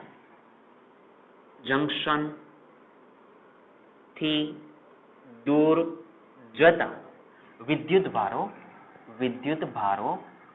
કયા છે? જંક્શન થી દૂર જતા વિદ્યુત ભારો દૂર જતા કયા છે? એક આ અને એક આ. તો એનો મતલબ Q3, Q4 અને Q5. Q3, Q4 અને Q5 છે. ક્યાંથી? તો કે જંક્શન થી દૂર જતા. ક્લિયર? હવે મિત્રો કંઈક યાદ કરો તો પહેલા ચેપ્ટર ની અંદર આપણે ભણી ગયા વિદ્યુત ભાર સંરક્ષણનો નિયમ. ફરીથી એવી રીતે સામે નહીં જુઓ કે કોઈ દિવસ આપણે સાંભળ્યું જ ન હોય. કયો નિયમ? વિદ્યુત ભાર સંરક્ષણનો નિયમ. મિત્રો વિદ્યુત ભાર સંરક્ષણનો નિયમ શું? કે વિદ્યુત ભાર જેટલો હોય તેટલો ને તેટલો જ રહે. બહુ સીધી ભાષામાં કહીએ તો યાદ છે ઓલું પેટી વાળું એક્ઝામ્પલ લીધું હતું. પેટીની અંદર શરૂઆતની અંદર કોઈ વિદ્યુત ભાર નહોતો, ભલે અંદર પ્રક્રિયા થઈ તો છેલ્લે તો અંદરનો વિદ્યુત ભાર કેટલો હતો? 0 જ છે. એટલે વિદ્યુત ભાર ન ઉત્પન્ન થાય ન નાશ થાય, આવું કંઈક આપણે ભણી ગયા હતા. ટૂંકમાં જે વિદ્યુત ભાર જેટલો હોય એટલો ને એટલો જ રહે. તો એ કયો નિયમ? તો કે વિદ્યુત ભાર સંરક્ષણનો નિયમ. ટૂંકમાં વિદ્યુત ભાર ઉત્પન્ન ન થાય, વિદ્યુત ભાર નાશ ન થાય. તો મિત્રો અહીંયા એ જ નિયમ લાગે ને. જેટલો વિદ્યુત ભાર અંદર આવે, જોજો અંદર આવે એટલો જ બહાર જાય. આમ જશે ને આમ નીકળી જશે. જંક્શન પાસે તમે એમ કહો, મારી વાત સાંભળો, જંક્શન પાસે એમ કહો કે 3 કુલંબ ભેગો થયો, તો પછી ભેગા થઈને દૂર કેટલા કુલંબ જાય? 3 કુલંબ જ જાય. એવું ન થાય કે 3 કુલંબ આવે, જોજો સાંભળજો, ભેગા થાય 3 કુલંબ અને દૂર જાય 2 કુલંબ. એવું થાય નહીં. અને એવું થાય તો વિદ્યુત ભાર સંરક્ષણના નિયમનું પાલન જ ન થાય. નિયમ શું? જેટલો હોય એટલો ને એટલો રહે. તો હું એમ કહું કે 3 કુલંબ આવે તો 3 કુલંબ જ જાય. સમજાય છે? એટલે વિદ્યુતભાર સંરક્ષણના નિયમ મુજબ, એટલે ટૂંકમાં એવું થયું કે કિર્ચોફનો નિયમ છે એ કયા નિયમનું પાલન કરે? તો કે વિદ્યુતભાર સંરક્ષણના નિયમનું. MCQ ની અંદર ઘણી વખત પૂછી લે છે કે કિર્ચોફનો નિયમ કયા નિયમને અનુસરે છે? તો આપણો જવાબ શું હશે? તો કે વિદ્યુતભાર સંરક્ષણના નિયમને. કેમ? તો કે જેટલો વિદ્યુતભાર આવે એટલો જ બહાર નીકળી જાય. ક્લિયર? તો હવે હું સેન્ટેન્સ લખી જોજો. હવે વિદ્યુતભાર સંરક્ષણ ના નિયમ પરથી, કયા નિયમ પરથી? તો કે વિદ્યુતભાર સંરક્ષણના નિયમ પરથી. નિયમ શું? તો કે જેટલા વિદ્યુતભાર આવે એટલા જ વિદ્યુતભાર જાય. આવે છે કયા? જંકશન તરફ કયા આવે? જો જંકશન તરફ કયા આવે? તો કે Q1 Q2 Q3, Q1 Q2 Q6. તો લખી દો. Q1 આવે છે, પ્લસ કોણ આવે? તો કે Q2 આવે છે, પ્લસ કોણ આવે? તો કે Q6 આવે છે. અને દૂર કોણ જાય છે? તો કે Q3 જાય છે. પછી બીજું કોણ જાય? તો કે Q4 જાય છે. પછી કોણ જાય? તો કે Q5 જાય છે. તો જેટલા આવે એટલા જ બહાર જાય. તો જ વિદ્યુતભાર સંરક્ષણના નિયમનું પાલન. આવું કહેવામાં આવે છે. જેટલા વિદ્યુતભાર જંકશન તરફ આવે એટલા જ વિદ્યુતભાર બહાર જાય. તો કે આ બહાર ગયા. સમજ પડે? તો આવું કહેવામાં આવે છે. ક્લિયર છે? પાક્કું? ચાલો મિત્રો, હવે ખાલી કિંમત મૂકીએ, સમજવાનો પ્રયત્ન કરો. Q ની જગ્યાએ તો IT લખાય. Q = IT. આવડે I = Q/T. તો Q = IT. તો મિત્રો અહીંયા શું લખાય? ચાલો Q1 ની જગ્યાએ તો કે I1T. મિત્રો I1 Q1 ને અનુરૂપ પ્રવાહ તો કે I1. અને આપણે બધું T સમય માટે જ કીધું છે. તો હવે આ બીજા માટે શું લખાય? I2T, I6T, I3T, I4T, I5T. આવું કેમ માંગુ છું? ક્લિયર છે? હવે આને ખાલી સાદુરૂપ આપી દો. શું સાદુરૂપ આપવાનું? આમાંથી T સામાન્ય તો નીકળી ગયા. તો આ બાજુના વિદ્યુતભાર કયા? તો કે I1 + I2 + I6. અને આ બાજુના વિદ્યુતભાર કયા? તો કે I3 + I4 + I5. પતી ગયું. આ જ છે કિર્ચોફનો પહેલો નિયમ. શું? આ કયા વિદ્યુતભાર? તો કે જંકશન તરફ આવતા. આ કયા વિદ્યુતભાર? 3 4 5. 3 દૂર જાય છે, 4 દૂર જાય છે, 5 દૂર જાય છે. જંકશન થી દૂર જતા વિદ્યુતભાર. તો કિર્ચોફનો નિયમ શું કહે? તો કે જંકશન પાસે ભેગા થતા વિદ્યુતભાર અને જંકશન થી દૂર જતા વિદ્યુતભાર સરખા જ હોય. જંકશન તરફ આવતા વિદ્યુતભાર અને જંકશન થી દૂર જતા વિદ્યુતભાર કેવા હોય? સમાન હોય. આ જ કોનો નિયમ? કિર્ચોફનો પહેલો નિયમ. પૂરું થઈ ગયું. આવું સમજવા માંગુ છું. ક્લિયર છે? એકદમ પાક્કું. હવે હું ખાલી છે ને આની અંદર હજી એક પદ કરું. કિર્ચોફનો નિયમ બે રીતે બને છે. હવે બીજી વાત બોલું. મિત્રો આ પ્લસ આ બાજુ જાય તો માઇનસ, પ્લસ આ બાજુ જાય તો માઇનસ, પ્લસ આ બાજુ જાય તો માઇનસ. તો પદ શું બને જોજો. આ I1 તો હતા જ તે, પછી આ I2 લખી દીધા, પ્લસ I3 આ બાજુ જાય તો આ -I3. સાંભળજો બરાબર, -I3. પછી પ્લસ I4 આ બાજુ જાય તો -I4. થોડુંક વ્યવસ્થિત દેખાય એટલે લાઈનમાં લખું છું 4. પછી 5 વાળું પદ પ્લસ આ બાજુ જાય તો -I5. હવે આ એક બાકી રહી ગયા તો પ્લસ I6 = શું લખાય? 0. કેમ કે આ બધા પ્લસ આ બાજુ જાય તો માઇનસ, આ બધું બધા 0. એ મિત્રો આ જુઓ તો I એટલે વિદ્યુત પ્રવાહ. અને બધા વિદ્યુત પ્રવાહનો કેવો સરવાળો થાય? બેઝિક સરવાળો. પહેલા લેક્ચરમાં સમજાવ્યું. ચેપ્ટર નંબર 1 ની અંદર તમે વિદ્યુતભારનો બેઝિક સરવાળો ભણે. મિત્રો બેઝિક એટલે કે જે સરવાળાની અંદર પ્લસની નિશાની અને જે સરવાળાની અંદર માઇનસની નિશાની હોય એને કેવો સરવાળો કહેવાય? તો કે બેઝિક સરવાળો. તો મિત્રો જુઓ, આ વિદ્યુત પ્રવાહ છે, એનો આ કેવો સરવાળો થયો? તો કે બેઝિક સરવાળો. કેમ કે એક પ્લસ ને એક માઇનસ. તો એનો મતલબ શું થયો? કે જંકશન પાસે ભેગા થતા, અથવા જંકશન પાસે ટોટલ આ જે વિદ્યુત પ્રવાહ છે એનો બેઝિક સરવાળો કેવો થાય? તો કે 0. જંકશન પાસે બધા વિદ્યુતભાર જ્યારે ભેગા થાય એ દરમિયાન બધા વિદ્યુત પ્રવાહનો સરવાળો કેટલો હોય? 0. એટલે આ કિર્ચોફનો બીજો નિયમ લખો, બીજી રીતે લખો તો કે જંકશન પાસે ભેગા થતા વિદ્યુત પ્રવાહનો બેઝિક સરવાળો કેવો થાય છે? 0. આવું લખો તો પણ ચાલે. અને મિત્રો આ જ વસ્તુને આપણે પેલું ડાયરેક્ટ લખવું હોય તો આવું ન લખાય.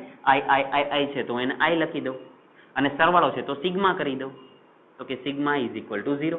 આવું લખી શકાય. આ જ કોણ છે? કિર્ચોફનો પ્રથમ નિયમ. આવું સમજો. ક્લિયર છે? એટલે તમે બે રીતે લખી શકો કે જંકશન તરફ આવતા વિદ્યુતભાર અને જંકશનથી દૂર જતા વિદ્યુતભારો સમાન હોય છે, જેને કિર્ચોફનો પ્રથમ નિયમ કહે છે. ક્લિયર છે? અથવા તો જંકશન પાસે ભેગા થતા વિદ્યુત પ્રવાહનો કેવો સરવાળો? બેઝિક સરવાળો કેવો હોય છે? તો કે શૂન્ય હોય છે. આને પણ શું કહેવાય? તો કે કિર્ચોફનો પ્રથમ નિયમ. સોરી, કિર્ચોફનો પ્રથમ નિયમ. ક્લિયર છે? તો નિયમ લખી નાખીએ હવે. કિર્ચોફનો પ્રથમ નિયમ. ચાલો લખી નાખો.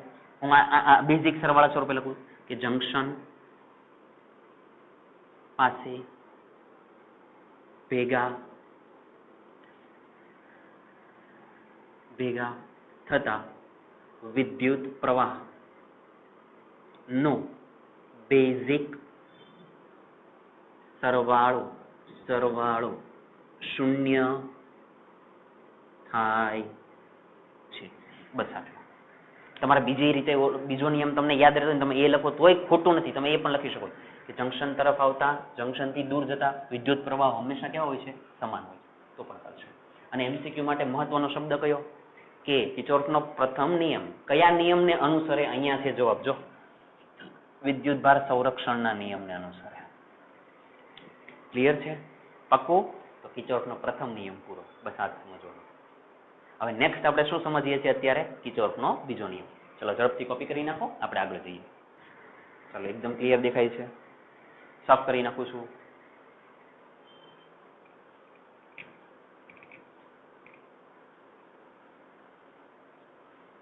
ચાલો મિત્રો એક છે ને નાનું અમથું ઉદાહરણ જોઈએ, મીન્સ કે એને સમજવાનો પ્રયત્ન કરીએ. કિર્ચોફનો પ્રથમ નિયમ છે એ કઈ રીતે વાપરી શકાય. જોજો હું જે બતાવું ને એક નાનું અમથું ઉદાહરણ સમજીએ કે જેથી ખબર પડે. હું એક પરિપથનો થોડોક ભાગ બતાવું છું ને જો નોર્મલ એક્ઝામ્પલ લઈએ છીએ કે જ્યાંથી સમજ પડે. એક એક્ઝામ્પલ લઈએ. જોજો હું એક પરિપથ દોરી દઉં છું, એને સમજો.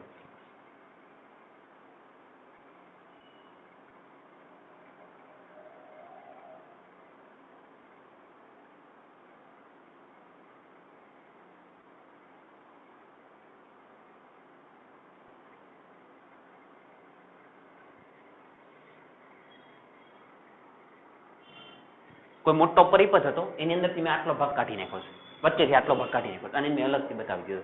અને હું અંદર કંઈક વાત કરી દઉં છું કે માની લો કે અહીંયા જે પ્રવાહ આવે છે એ 5 એમ્પિયર આવે છે. અહીંયાથી જે પ્રવાહ આવે છે, અહીંયા જે પ્રવાહ આવે છે એ 3 એમ્પિયર આવે છે. અને આ બાજુ પ્રવાહ 1 એમ્પિયર જાય છે. તો મને જવાબ આપો તો અહીંયા પ્રવાહ કેટલો આવે? અહીંયા નીચે પ્રવાહ કેટલો જાય? શું કીધું કે આ બાજુ આ બધી ઉપરની કિંમત આપેલી, તમને નીચે કેટલો પ્રવાહ જાય એ શોધવાનું કહે છે. આ બાજુથી કેટલો હોય તો કે 3 એમ્પિયર. આ બાજુથી ઉપરથી નીચે કેટલો હોય તો કે 5 એમ્પિયર. આ બાજુ જતો કેટલો રહે છે? 1 એમ્પિયર. તો નીચે કેટલો જતો હોય?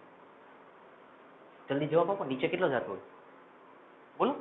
જંકશન તરફ કેટલા આવ્યા? જંકશન તરફ જેટલા આવે એટલા જંકશન થી દૂર જાય. જો જંકશન તરફ કેટલા આવ્યા તો કે 8. તો જંકશન થી દૂર પણ કેટલા જવા જોઈએ? 8. એક જ જાય છે તો નીચે કેટલો જતો હોય? 7. એટલે અહીંયા 7 એમ્પિયર. પૂરું થઈ ગયું. આ કહેવા માંગુ છું. આવું ખબર પડે છે? આ સમજાવવા માંગુ છું. એકદમ ક્લિયર? પાક્કું ને? અથવા તો તમારે શું કહી શકો કે જંકશન પાસે જેટલા બધા ભેગા થાય એનો સરવાળો કેટલો થયો તો કે 0. કયો સરવાળો?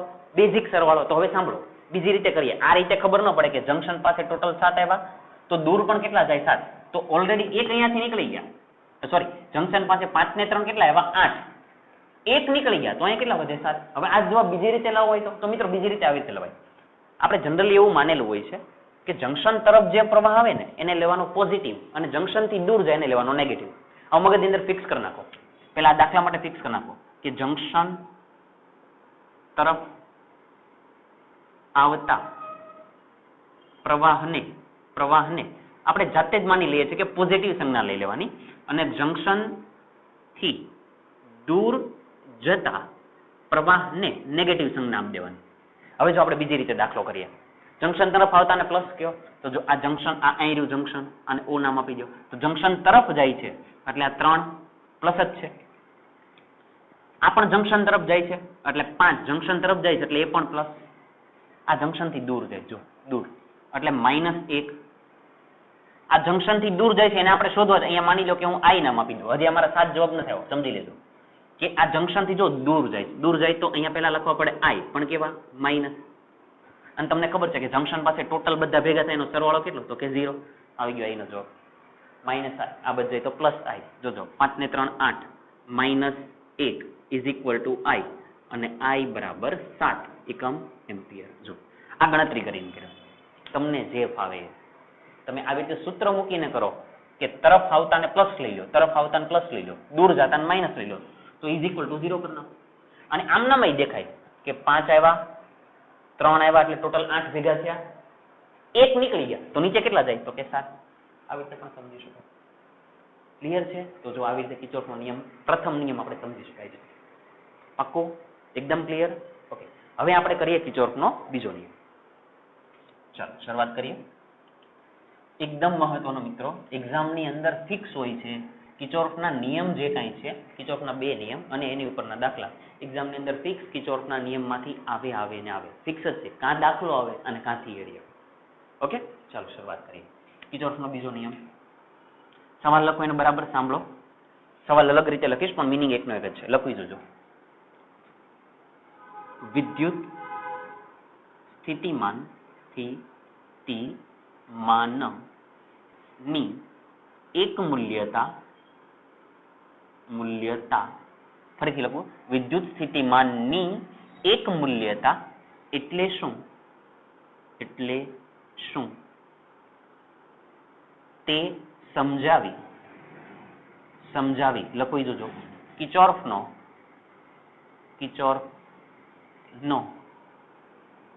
બીજો નિયમ લખો અને સમજાવો. ચાલો, બહુ સીધી ભાષામાં કીધું છે, બરાબર સાંભળો. આગળ એક નવો શબ્દ ઉમેર્યો. શું લખેલું છે ફરીથી? વિદ્યુત સ્થિતિમાનની એક મૂલ્યતા. મિત્રો વિદ્યુત સ્થિતિમાનને અત્યારે સાઈડ પર રહેવા દેતો. એક મૂલ્યતા એટલે ફિક્સ મૂલ્ય. હું એમ કહું કે 10, તો એક મૂલ્યતા એટલે 10 જ રહેવા જોઈએ.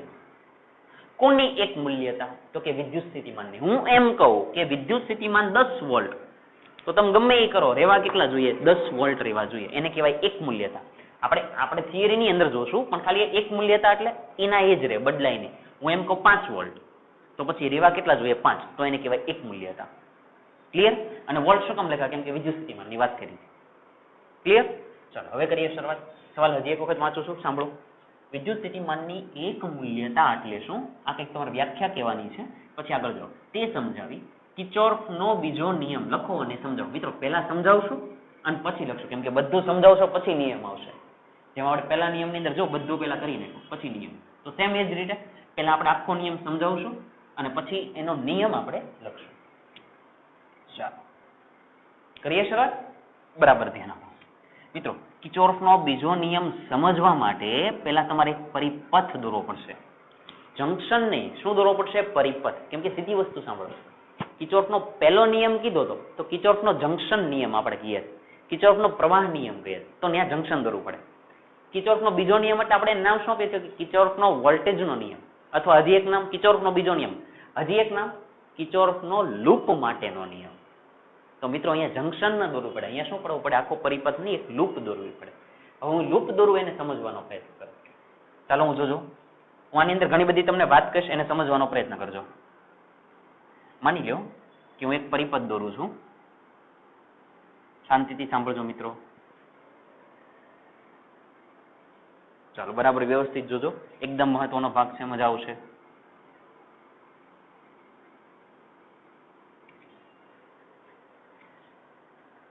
ઘર દોરતો એવું લાગે છે ને? જો કે ઘર નથી આ, પણ લાગશે એવું. તમે પણ આવી જ રીતે મારી જેમ દોરી શકો છો. હું કઈ રીતે દોરું છું એને સમજજો. મેં એક પંચકોણ દોરી દીધો, 1 2 3 4 5 મેથડથી આવી રીતે દોરી દો. પેન્સિલથી દોરજો. હવે આની અંદર જે કરો એ જોજો. તમે તો મારી જેમ આવી રીતે નહીં ભૂસી શકો.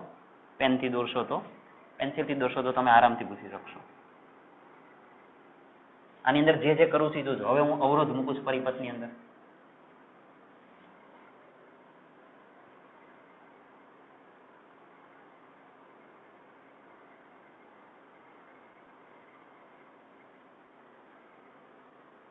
બરાબર ધ્યાન આપો. ચાલો જોતા જાઓ સાથે સાથે.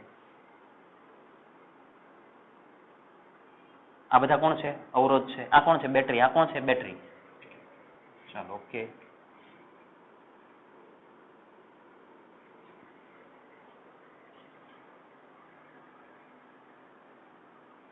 ઓકે તો મેં એક આ પરિપથ દર્શાવી દીધો છે. જો એક બંધ પરિપથ દર્શાવ્યો અને મેં ક્યાંકથી ઉંચકી લીધો એટલે એના બાકીના છેડા આવી રીતે હજી છે. બાકીના છેડા હજી એમનામ જ છે. મેં તમને કેમ ઓલું જંક્શન આખું ઉંચકી લીધું હતું કોઈ પરિપથની અંદરથી, એવી રીતે કોઈક જગ્યાએ મેં આખો પરિપથ એ વચ્ચેનું જે જંક્શન છે ને, વચ્ચેનું જંક્શન નહીં, વચ્ચેની જે લૂપ છે ને આખી ઉંચકી લીધી અને ઉંચકીને અહીંયા મૂકી દીધી. ક્લિયર? અને એ લૂપ ની અંદર કોણ કોણ છે? તો કે એની અંદર અવરોધ છે. જો 1 2 3 4 5. તો અવરોધના નામ આપી દો. આ અવરોધને નામ આપી દો R1, આ અવરોધને નામ આપી દો R2, આ અવરોધને નામ આપી દો R3. જોતા જાજો જે કરું છું. આ અવરોધને નામ આપી દો R4 અને આ અવરોધને નામ આપી દો R5. તો કે એની અંદર 5 અવરોધ છે. એની અંદર તમે જોયું તો તમને 2 બેટરી દેખાણી. તો આ બેટરીના EMF ને કહી દઉં E1, આ બેટરીના EMF ને કહી દઉં E2. જો તમે બધી વસ્તુ લખી નાખી કે ભાઈ મેં જે લૂપ લીધી એની અંદર કોણ છે? તો કે R1 R2 R3 R4 R5 અવરોધ છે. લખાણ લખીએ જેની અંદર E1 જેટલું EMF અને E2 જેટલી EMF ધરાવતી 2 કોણ છે? તો કે બેટરી છે. કોની અંદર? તો કે લૂપ ની અંદર. ક્લિયર? આગળ છે આ બધા જે બિંદુ છે એનું નામ આપી દો. બિંદુ એટલે કે જો આ જંક્શન છે. આમ જોવા દો તો જંક્શન છે. જો આ એક વાહક તાર આવી રીતે છે, એક વાહક તાર અહીંયા અને એક વાહક તાર અહીંયા, એટલે આ જંક્શન છે. આ જંક્શન છે, જંક્શન છે, જંક્શન છે, જંક્શન છે. જો બધા જંક્શન છે. તો બધા જંક્શનના નામ આપી દો. અહીંયા નામ આપી દો A, તમારી રીતે નામ આપી શકો છો B, અહીંયા નામ આપી દો C, નામ આપી દો D અને અહીંયા નામ આપી દો E. ચાલો આટલી વાત પૂરી થઈ. ક્લિયર છે? પાક્કું? ઓકે તો હવે શરૂઆત કરીએ. બરાબર ધ્યાન આપો. પહેલા આકૃતિની અંદર જે દેખાય છે એ પહેલા લખી નાખો. કરીએ શરૂઆત? લખીએ. ચાલો શું દેખાય છે? તો કે આકૃતિમાં કોઈ પરિપથની આ શું દર્શાવેલ છે? લૂપ દર્શાવેલ છે. આકૃતિમાં કોઈ પરિપથની શું દર્શાવેલી છે? આ લૂપ. આકૃતિમાં કોઈ પરિપથની લૂપ દર્શાવેલ છે. જેમાં કોણ કોણ છે? જેમાં અવરોધ R1 R2 R3 R4 R5 અને E1 E2 આવેલા છે. જેમાં અવરોધ R1 R2 R3 R4 અને R5 ઉપરાંત E1 અને E2 EMF ધરાવતી બેટરી જોડેલ છે. આની અંદર 5 અવરોધ છે અને બાકીની 2 અંદર શું છે? બેટરી છે. આ અને આ બેટરી છે. ક્લિયર છે? પાક્કું? ચાલો આગળ જોઈએ. હવે મિત્રો આપણે શરૂઆત કરીએ. શું લખેલું છે? વિદ્યુત સ્થિતિમાનની એક મૂલ્યતા એટલે શું? હવે શરૂઆત કરીએ. પહેલા આ સમજાવીએ કે આનો મતલબ શું. આ તો આપણે ખાલી બેકગ્રાઉન્ડ આપ્યું કે આવું મેં પરિપથ દોર્યો અને આટલું કામ કર્યું. હવે આને સમજીએ. વિદ્યુત સ્થિતિમાનની એક મૂલ્યતા. હવે શાંતિથી સાંભળો મિત્રો. તમે આ બિંદુ A લઈ લો અને આ A બિંદુનું વિદ્યુત સ્થિતિમાન તમે માની લો કે VA કીધું. કેટલું કીધું? VA. આ પર્ટિક્યુલર બિંદુ લીધું તો એ બિંદુનું વિદ્યુત સ્થિતિમાન તમે કેટલું કીધું? VA. તો હવે સાંભળો, તમે અહીંયાથી આવી રીતે ગોળ ગોળ ફરતા જાઓ પરિપથમાં. જોજો મારી વાત સાંભળજો બરાબર. અને જેવા તમે આ બિંદુએ આવો એટલે કે અવરોધમાંથી પસાર થાવ તો એનું વિદ્યુત સ્થિતિમાન લખો. પછી બેટરીમાંથી પસાર થાવ તો એનું વિદ્યુત સ્થિતિમાન લખો. પછી પાછા બેટરીનું વિદ્યુત સ્થિતિમાન લખો. પાછું અવરોધનું વિદ્યુત સ્થિતિમાન લખો. પાછું અવરોધનું વિદ્યુત સ્થિતિમાન લખો. આનું વિદ્યુત સ્થિતિમાન લખો. આનું વિદ્યુત સ્થિતિમાન લખો. અને ફરીને પાછા ક્યાં આવ્યા? એ બિંદુ. તો VA થી ચાલુ કરો. વિદ્યુત સ્થિતિમાન તમે શરૂઆતમાં કેટલું લીધું? VA.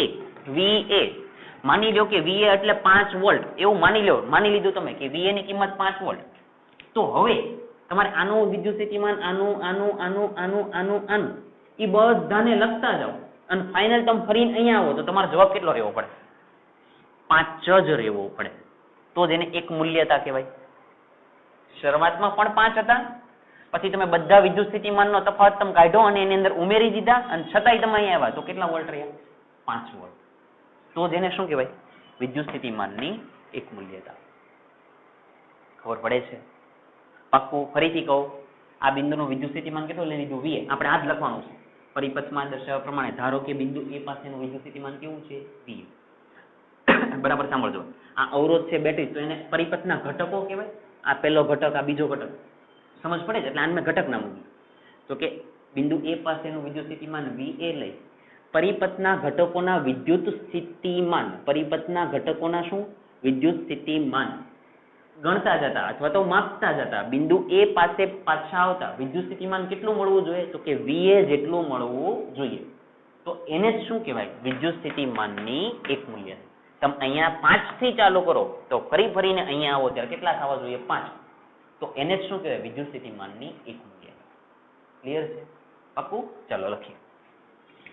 હવે ધારો કે બિંદુ A પાસેનું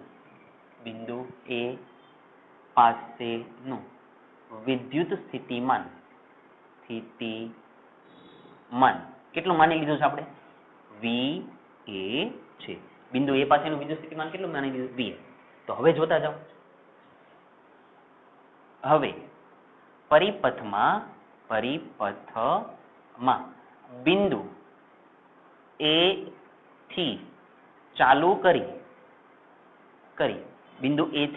કરી તમે આખા પરિપથમાં ભ્રમણ કરો તો એની અંદર આવતા ઘટકોના વિદ્યુત સ્થિતિમાન લખતા જવાના, એટલે કે નોંધતા જતા. જો તો લખો. એટલે હવે પરિપથમાં બિંદુ A થી ચાલુ કરી પરિપથમાં આવતા ઘટકોના વિદ્યુત સ્થિતિમાન નોંધતા જતા વિદ્યુત સ્થિતિમાન એના લખતા જાઓ. આનું 5 લખી નાખવું, આનું 5 લખી નાખવું. હવે ઇઝ ઇક્વલ ટુ બાકીના બધાના લખતા જાઓ. આનું પણ અહીંયા બધા એ જ જવાબ આવે કે આનો જવાબ કેટલો થઈ જાય? 5. મિત્રો ગણિત બતાવું હું શું કહેવા માંગુ કે જો માની લો કે આનું 5 લઈ લીધું. હવે અહીંયા તમે ગયા તો માની લો કે આનું 1 મળ્યું. સાંભળજો, ખાલી એનું રેન્ડમ લઈ લઉં છું. આનું 1 મળ્યું. આનું માની લ્યો કે આનું 2 મળ્યું. ઓકે, પાછા આગળ જાઓ. માની લ્યો કે આનું -2 મળ્યું. આનું માની લ્યો કે -1 મળ્યું. આનું માની લ્યો કે 3 મળ્યું. આનું માની લ્યો કે 4 મળ્યું. અને આનું માની લ્યો કે 7 મળ્યું. તો હવે જો આ ગયા 4 ને 3 7 આ ગયા. અહીં ઉભા રહેજો. અહીંયા 0 આપણે 5 કરવાના. ઉભા રહેજો. અહીંયાથી લઈ લો. ફરીથી લઉં છું. જોજો ક્યાં પહોંચ્યા હતા? 1 2 3 4 5. 1 2 3 4 5 અહીંયા સુધી આવી ગયા. અહીંયા 3 લીધા. માની લો કે આનું લઈ લઉં હું 3 લઈ લઉં. ચાલો 3. ઓકે, તો અને આનું લઉં છું 1 લઈ લઉં. ચાલો આનું 1 વોલ્ટ લઈ લઉં. તો હવે જો +2 -2 કેન્સલ, +1 -1 કેન્સલ. 3 ને 3 6 અને 6 માંથી 1 ગયા તો 3 ને 3 6 માંથી 1 ગયા તો 5. જો એ થઈ જ જાય. સમજ પડે? આ મેં ભલે જાતે લખ્યા પણ આ તો મેં સમજાવવા માટે લખ્યા કે ભાઈ આના આટલા છે. પણ તમે જયારે એનો બધાનો બેઝિક સરવાળો કરી નાખો એટલે છેલ્લે કેટલા બની જાય? 5 જ બને. એને જ કહેવાય વિદ્યુત સ્થિતિમાનની એકમૂલ્યતા. એટલે આપણે આ બધું ન લખતા એ સમજીને શું લખે કે પરિપથમાં બિંદુ A થી ચાલુ કરી દરેક ઘટકોનું વિદ્યુત સ્થિતિમાન નોંધતા જતા પાછા એ બિંદુ પાસે આવતા વિદ્યુત સ્થિતિમાન કેટલું મળવું જોઈએ? તો કે VA મળવું જોઈએ. આને જ આપણે VA કીધું ને. વિદ્યુત સ્થિતિમાન કેટલું મળવું જોઈએ? તો કે VA મળવું જોઈએ. તેને જ શું કહેવાય? તો કે વિદ્યુત સ્થિતિમાનની એકમૂલ્યતા. ક્લિયર છે? ચાલો લખીએ. ઘટકોના વિદ્યુત સ્થિતિમાન નોંધતા જતા ફરી પાછા બિંદુ A પાસે પહોંચતા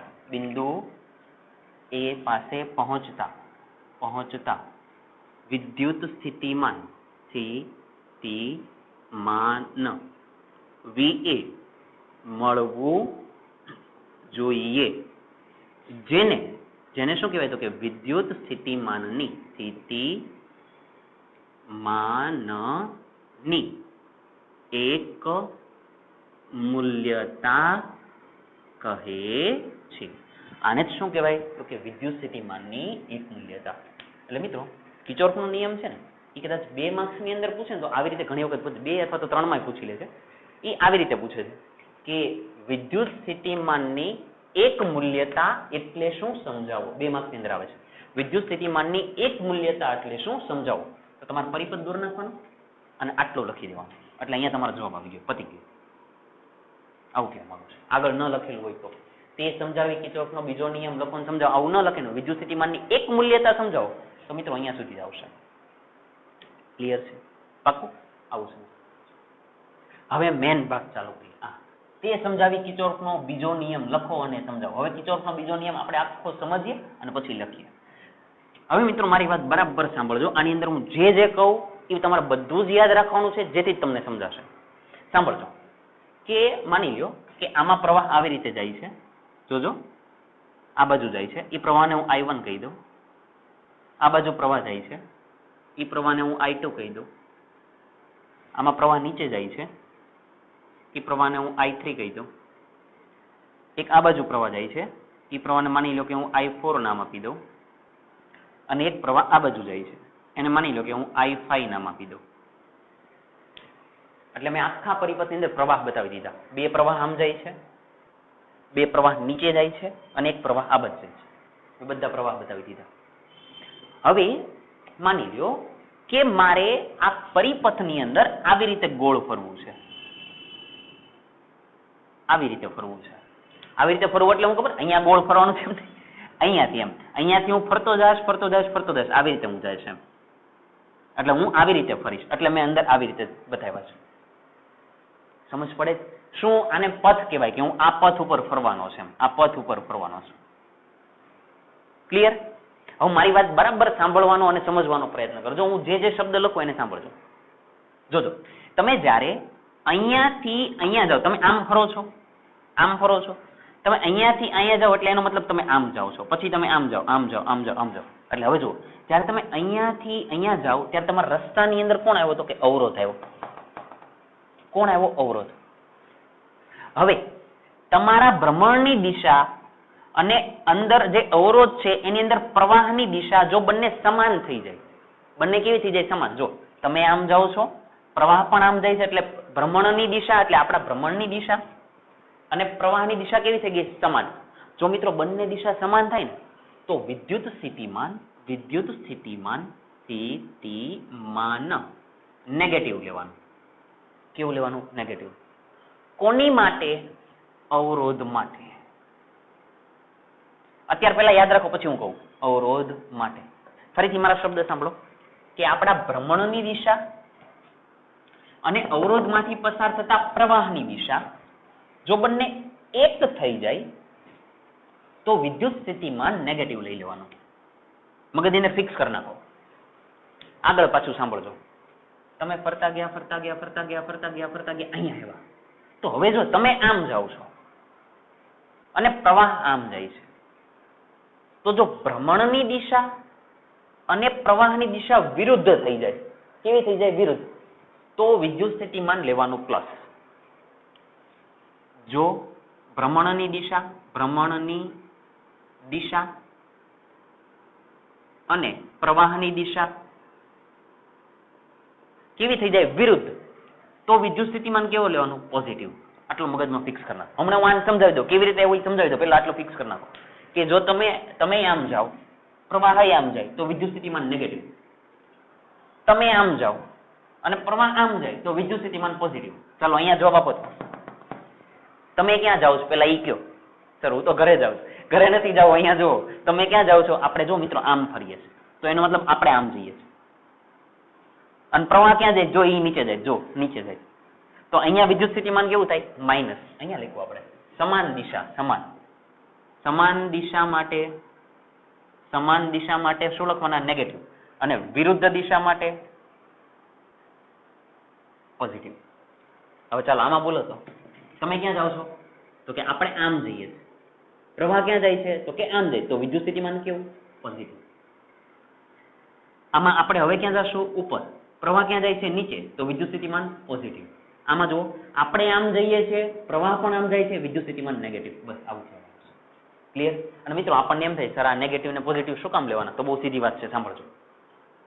પ્રવાહ જો આવી રીતે જાય છે મિત્રો, કોઈ પણ વસ્તુ છે એ ક્યાંથી ક્યાં જવાનો પ્રયત્ન કરે? તો કે વધારેથી ઓછા તરફ જવાનો પ્રયત્ન કરે.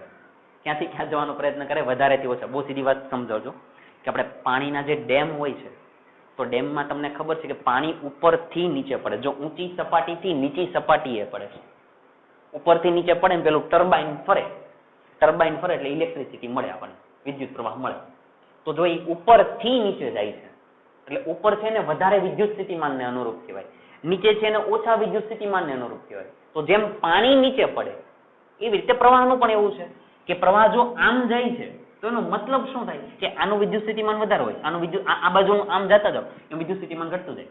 સીધી વાત સમજાવું તમને. એમ કે પાણી ઉપરથી નીચે પડે, પાણી ઉપરથી નીચે પડે તો આ હાઈટ વધારે હોય, આ નીચે છે એટલે કે આનું વિદ્યુત સ્થિતિમાન વધારે અને આનું વિદ્યુત સ્થિતિમાન ઓછું. પ્રવાહ આમ જાય છે તો અહીંયા વધારે હોય ને અહીંયા ઓછા હોય. પ્રવાહ આમ જાય છે તો અહીંયા વધારે હોય ને અહીંયા ઓછા હોય. પ્રવાહ આમ જાય છે તો વધારેથી ઓછા તરફ એટલે અહીંયા વધારે હોય ને અહીંયા ઓછા હોય. પ્રવાહ આમ જાય છે તો અહીંયા વધારે હશે ને અહીંયા ઓછા હશે. આવું કહેવાનું છે. ક્લિયર છે? પાક્કું ને? એકદમ ક્લિયર? ચાલો હવે આ હું જે કાંઈ પણ બોલ્યો અને આ જે કાંઈ પણ મુદ્દા છે એ આપણે બધા લખવાના છે. ક્લિયર? તો લખવું જોજો અને સાંભળતા જાઓ, સમજતા જાઓ અને બધી જ વસ્તુને ધ્યાનમાં રાખો. ચાલો લખીએ. ધ્યાન આપજો.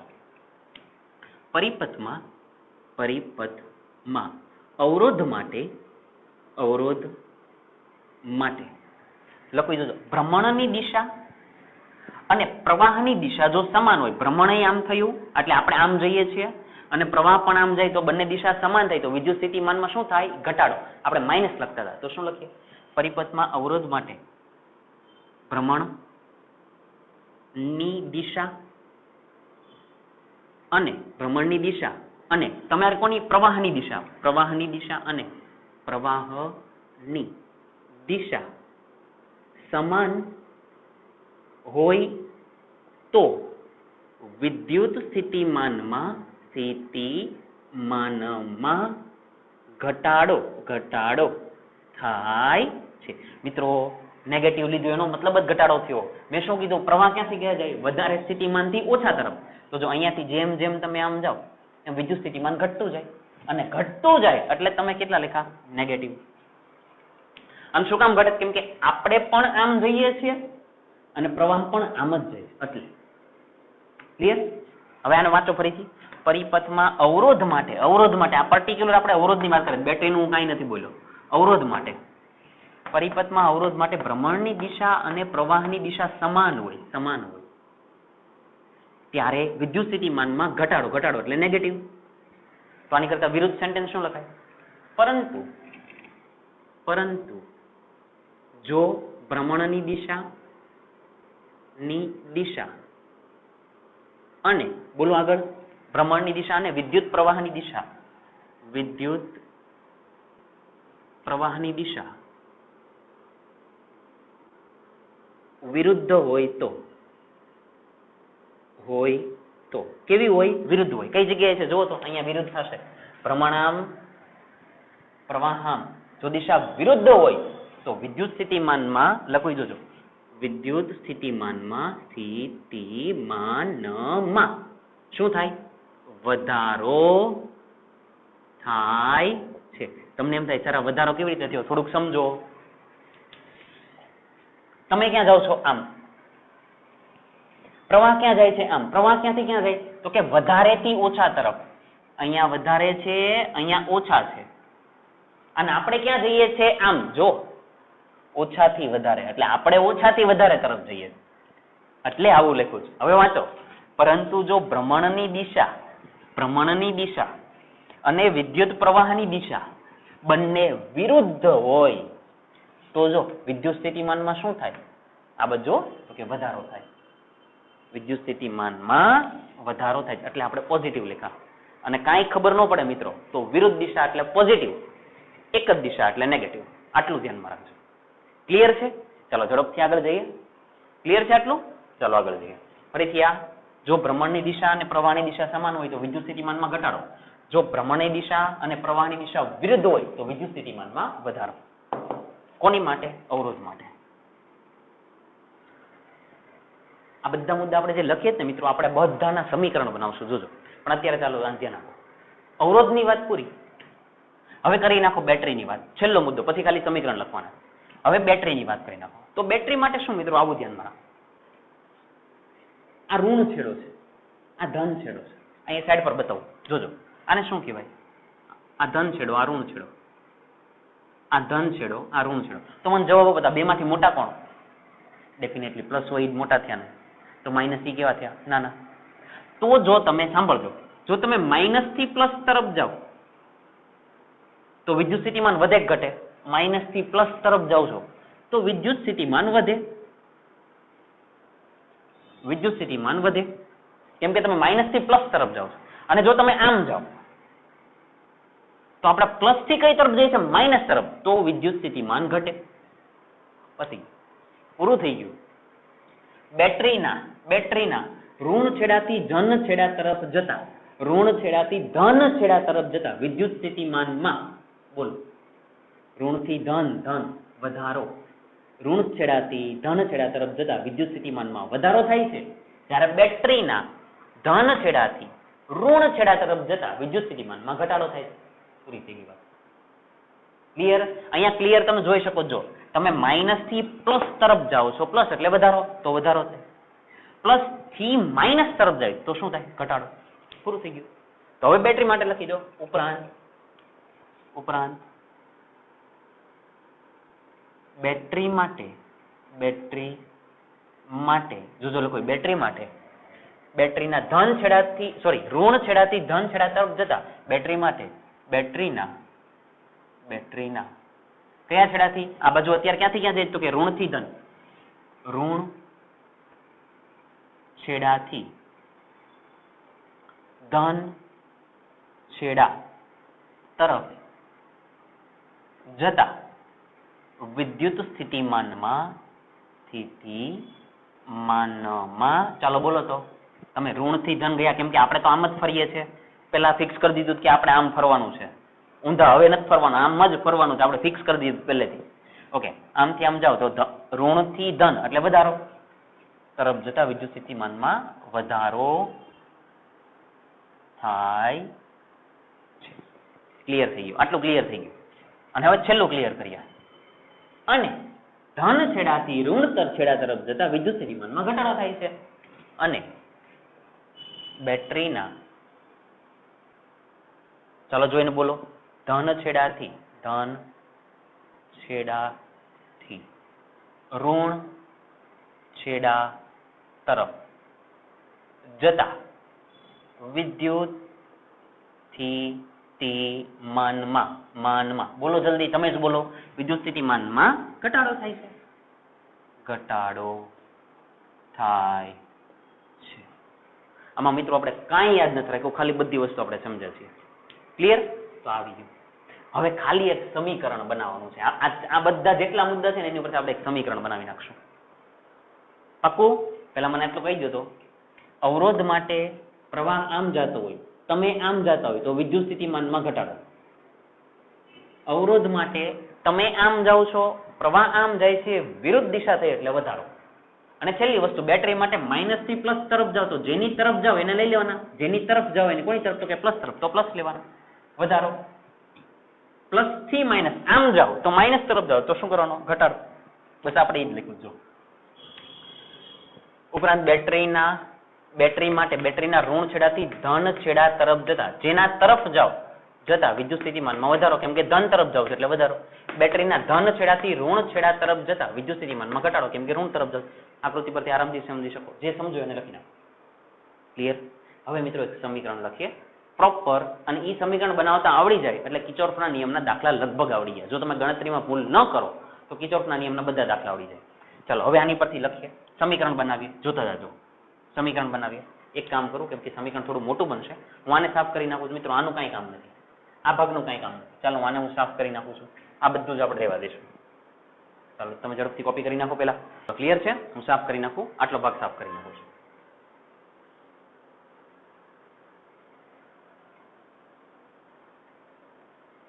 હવે આપણો જવાબ આવી ગયો. ખાલી આપણે સમીકરણ લખવાનું છે, બીજી કોઈ જ વાત નહીં, ખાલી સમીકરણ લખવાનું છે. ચાલો શરૂઆત કરીએ. જોતા જજો, એકદમ મજા આવશે. આપણે ક્યાંથી ક્યાં જઈએ તો કે અહીંયાથી આપણે આમ ફરીએ છીએ. તો દાખલા ગણતા હોય તો જો આપણે કઈ લૂપ લીધી, જો કે તમે આમ ગોળ ફરો છો તો તમે લૂપ કઈ લીધી તો કે A B C D E A. Loop માટે કયા નિયમ મુજબ આ કયો નિયમ ભણો છો? બીજો નિયમ ખબર પડે છે? તો હવે તમે એક લૂપ લઈ લો કે લૂપ કઈ લૂપ લઈ લો તો કે A B C D E A માં loop A B C D E A માં તમે કઈ દિશામાં ભ્રમણ કરો છો? આવી દિશામાં. આવી એટલે આને સમઘડી કહેવાય કે વિષમ ઘડી? આમ ફરો છો, ઘડિયાળ આપણે આમ ફરે કે ઊંધી ફરે? ભૂતની ઘડિયાળ ઊંધી ફરે, આપણી ઘડિયાળ સીધી ફરે. મૂવીની અંદર એવું બતાવે છે હે ને? ઠીક છે, આપણી ઘડિયાળ સીધી ફરે છે એટલે આ કઈ દિશા છે મિત્રો? સમઘડી દિશા. તો આપણે શું લખીએ કે લૂપ ABCD E A માં સમઘડી દિશામાં ABCD E માં સમઘડી દિશામાં ભ્રમણ કરતા. ચાલો કઈ દિશામાં આપણે ભ્રમણ કરવાના? સમઘડી દિશામાં. એટલે હવે આપણે સમીકરણ લખીએ. બરાબર સમજજો મિત્રો. અહીંયાથી ચાલુ કરીએ છીએ તો મને યાદ કરાવો, એ બિંદુ પાસેનું વિદ્યુત સ્થિતિમાન આપણે કેટલું લીધું તો કે VA. તો લખી નાખો VA. શાંતિથી સાંભળો, હવે જોતા જાઓ. એ પાસેનું આપણે પહેલા જ કેટલું ધારી લીધું? અહીંયા થિયરી લખી તેમાં તો કે એ બિંદુ પાસેનું વિદ્યુત સ્થિતિમાન VA એટલે લખી નાખા. હવે આપણે આમ જઈએ છીએ, પ્રવાહ પણ આમ જાય છે, તો આના વિદ્યુત સ્થિતિમાનમાં શું થાય? ઘટાડો. મિત્રો ઘટાડો એટલે માઇનસ નિશાની. અને આનું વિદ્યુત સ્થિતિમાન એટલે ઓહમના નિયમ પરથી V = IR. તો V કોના? તો કે આના. I કોના? સાંભળજો, I કોના? તો કે આના. કયા? તો કે I1. R કયા? તો કે આ, તો કે R1. વિદ્યુત સ્થિતિમાનમાં શું થયો? ઘટાડો. વિદ્યુત સ્થિતિમાનમાં શું થયું? તો કે ઘટાડો. તો જો આ વિદ્યુત સ્થિતિમાન મળી ગયું. V ની કિંમત મળી ગઈ. V ની કિંમત મળી ગઈ -I1 R1. આવું કહેવા માંગુ છું. એટલે તમારે તો કઈ નથી કરવાનું, ખાલી પ્રવાહ અને અવરોધનો ગુણાકાર જ કરવાનો. આ દિશામાં ગયા તો ઘટાડો થયો એટલે આગળ માઇનસ કર્યા. હજી આગળ જે સમજાશે. હવે તમે બેટરીમાં આવ્યા તો બેટરીમાં તમે ક્યાંથી ક્યાં જાઓ? આપણે આમ ફરીએ છીએ. બેટરીમાં તમે માઇનસ થી પ્લસ તરફ જાઓ છો. પ્લસ તરફ તો નિશાની કઈ આવે? પ્લસ. અને બેટરીનું EMF ઓલરેડી કેટલું આપેલું? વિદ્યુત સ્થિતિમાન કેટલું આપ્યું? તો કે E1. તો અહીંયા લખી દો E1. પૂરું થઈ ગયું. આવું પાછા જાઓ આગળ. આપણે અહીંયા પહોંચ્યા, હવે અહીંયાથી આગળ જાઓ એ આવી રીતે. તો હવે ક્યાંથી ક્યાં જાઓ બેટરી માટે? તો કે પ્લસ થી માઇનસ તરફ જાઓ તો નિશાની કઈ થાય? માઇનસ. અને એનું વિદ્યુત સ્થિતિમાન કેટલું? તો કે E2. હવે તમે પાછા આમ જાઓ છો. જો આપણે આમ જઈએ છીએ, પ્રવાહ આમ જાય છે, બંને વિરુદ્ધ દિશામાં થયા તો નિશાની પ્લસ. અને વિદ્યુત સ્થિતિમાન એટલે I2 × R2. એ મિત્રો આમાં ભૂલ નથી પડતી ને? વિદ્યુત સ્થિતિમાન V = IR. આપણે તો ખાલી IR જ લેવાના. અહીંયા I કોણ? તો કે 2. R કોણ? તો કે 2. અને નિશાની તો અમને ખબર છે કે વિરુદ્ધ હોય એટલે પ્લસ લેવાના, એટલે પ્લસ. આનું પૂરું, આનું કામ પૂરું. આમાં આવો, નીચે આવો. આપણે ફરી આમ જઈએ છીએ. જો આપણે આમ જઈએ છીએ, પ્રવાહ પણ બતાવેલો જ છે, આમ જાય છે, તો બંને એક દિશા. નિશાની માઇનસ એટલે માઇનસ. અને આનું વિદ્યુત સ્થિતિમાન તો કે I3 R3. ચાલો હવે આમ જાઓ. આપણે આમ જઈએ છીએ, પ્રવાહ આમ જાય છે, વિરુદ્ધ દિશા, નિશાની પ્લસ. I4 R4. ચાલો તમે ફરતા અહીંયા આવ્યા. હવે અહીંયાથી આમ જઈએ છીએ, આપણે ઉપર જઈએ છીએ, પ્રવાહ નીચે જાય છે, બંને વિરુદ્ધ છે. બોલો જલ્દી. પ્લસ. તો અહીંયા લખી દઉં પ્લસ I5 R5. અહીંયાથી જ લખી દેવાના I5 R5. વિદ્યુત સ્થિતિમાનની એક મૂલ્યતાનો મતલબ શું? કે જ્યાંથી કરો અને પછી બાકીના બધાને નોંધતા જાઓ. જો તમે આનું લખો, આનું લખા, આના લખા, તો ફરીને જયારે આવો ત્યારે જવાબ આટલો જ આવવો પડે. એટલે =VA.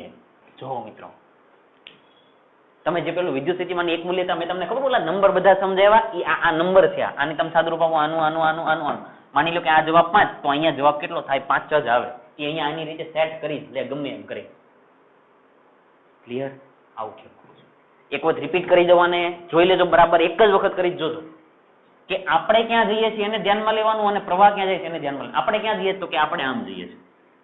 એક વાત કહું, કાન ખોલીને સાંભળો, કદાચ કોઈના મનમાં એવો પ્રશ્ન થાય, હે સર તમે આમ જ હું કામ લીધા, તમે આમ ફેર્યા હોત તો? મારું કાંઈ જાતું નથી. જો તમે આમ ફરો તો એને અનુરૂપ નિશાની લેવાની, જો તમે આમ ફરો તો એને અનુરૂપ નિશાની લેવાની.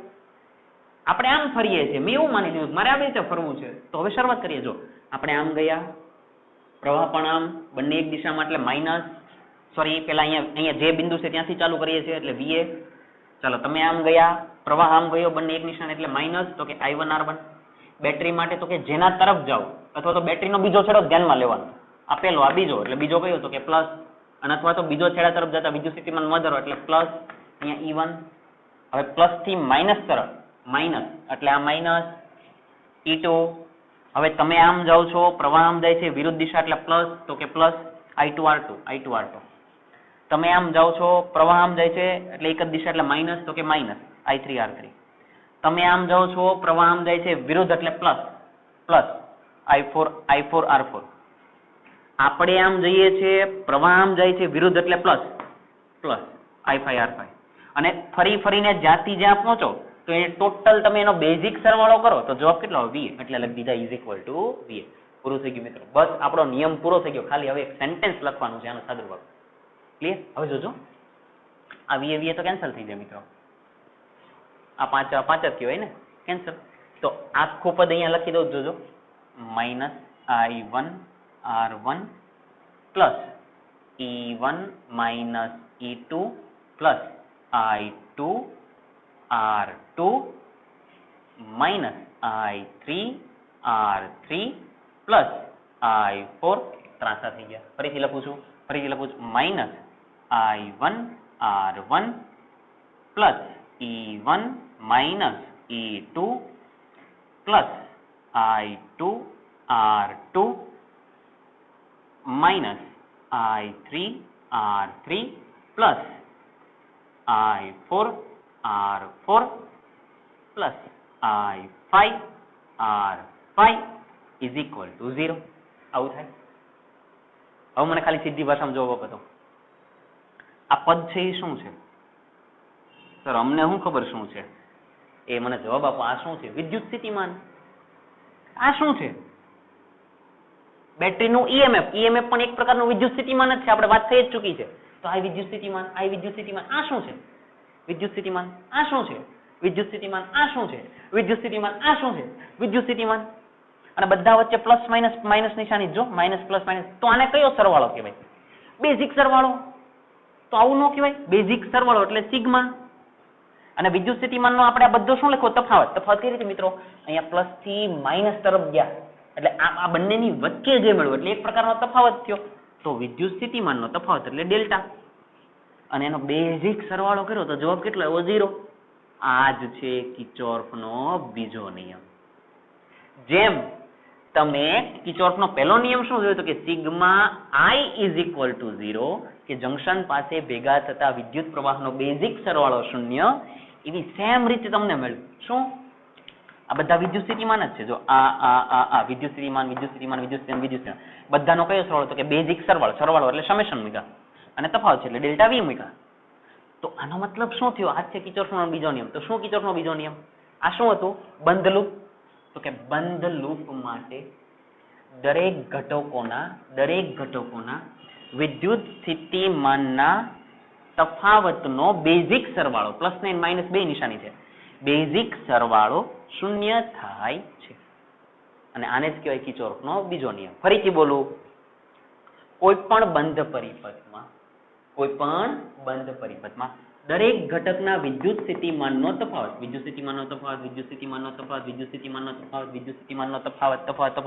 એનો કેવો સરવાળો? બેઝિક સરવાળો. કેમ કે 1 minus 1 plus 1 minus 1 plus 1 minus 1 plus આ પ્લસ માઇનસ પ્લસ આવે એટલે એને કયો સરવાળો કહેવાય? તો કે બેઝિક સરવાળો.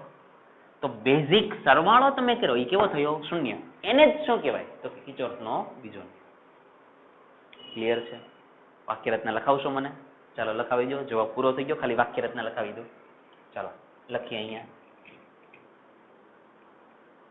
લખીએ. કિર્ચોફનો બીજો નિયમ લખાવો તો કોઈ પણ બંધ પરિપથમાં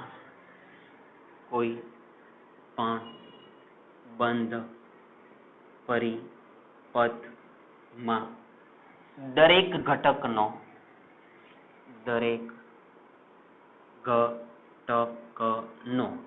વિદ્યુત સ્થિતિમાનનો તફાવત, આપણે શબ્દ શું લખીએ છીએ? વિદ્યુત સ્થિતિમાનનો તફાવત. દરેક ઘટકનો વિદ્યુત સ્થિતિમાનના તફાવતનો કેવો સરવાળો? બેઝિક સરવાળો, પ્લસ માઇનસ વિદ્યુત સ્થિતિમાનના તફાવતનો બેઝિક સરવાળો કેવો થાય? તો કે શૂન્ય થાય છે. પતી ગયું મિત્રો. આ જ છે કિર્ચોફનો બીજો નિયમ. ક્લિયર છે? એ એક વસ્તુ છે ને, મને કદાચ એવું લાગે તમને કન્ફ્યુઝન થાય તો કે હું આવું બોલું છું કે પ્લસ માઇનસ કોઈકને એમ થાય સર અહીંયા તો પ્લસ આવ્યા, અહીંયા માઇનસ આવવા જોઈએ. એ ભાઈ એવું નહીં. કોઈ પણ સમીકરણની અંદર માઇનસ અને પ્લસ બે વખત બે નિશાની આવી જાય, બે વખત નહીં, બે નિશાની આવી જાય એટલે પછી એને કહેવાય બેઝિક. પછી એવું નહીં કે અહીંયા માઇનસ હોય તો અહીંયા પ્લસ આવવા જ પડે. ભલે ને અહીંયા માઇનસ હોય પણ અહીંયા પ્લસ હોય તો એને કયો સરવાળો કહેવાય? બેઝિક જ કહેવાય. એટલે એવું નહીં સમજી લેતા કે માઇનસ પ્લસ હોય તો જ બેઝિક કહેવાય. એવું નહીં ભાઈ. કોઈ સમીકરણની અંદર પ્લસ નિશાની માઇનસ નિશાની હોય તો એને કયો સરવાળો કહેવાય? બેઝિક સરવાળો. ક્લિયર? આવડશે? પાક્કું ને? ચાલો એકવાર બોલી જાઓ તો. કોઈ પણ બંધ પરિપથમાં દરેક ઘટકના વિદ્યુત સ્થિતિમાનના તફાવતનો કયો સરવાળો? બેઝિક સરવાળો. એક પ્લસ અને માઇનસ બેઝિક સરવાળો કેવો થાય છે? શૂન્ય થાય છે. જેને કિર્ચોફનો બીજો નિયમ કહેવાય છે. ક્લિયર છે? તો ફાઇનલી આજે આપણે બંને નિયમ ભણી નાખ્યા. હવે નેક્સ્ટ લેક્ચરની અંદર આપણે બંને નિયમનો ઉપયોગ કરીને દાખલા કરશું. નેક્સ્ટ લેક્ચરની અંદર ખાલી ને ખાલી કિર્ચોફના નિયમના જ દાખલા કરવાના, બીજું કાંઈ કરવાનું નથી. ક્લિયર ને? એકદમ પાક્કું ને? તો કિર્ચોફનો પ્રથમ નિયમ હતો એને મિત્રો વ્યવસ્થિત સમજજો. સમીકરણ ખાલી લખવું હોય તો સિગ્મા i = 0. જંક્શન પાસે ભેગા થતા વિદ્યુત પ્રવાહનો બેઝિક સરવાળો શૂન્ય. બેઝિક સરવાળો શૂન્ય. આવું કહેવાનું છે. એવી રીતે આ લખી નાખો. એટલે બંને કમ્પલસરી તમને થિયરી આવડવી જ જોઈએ. બરાબર, એનું રિવિઝન કરજો અને લેક્ચરની PDF નોટ તમને ડિસ્ક્રિપ્શનની અંદર મળી જશે. ઠીક છે? ઓકે.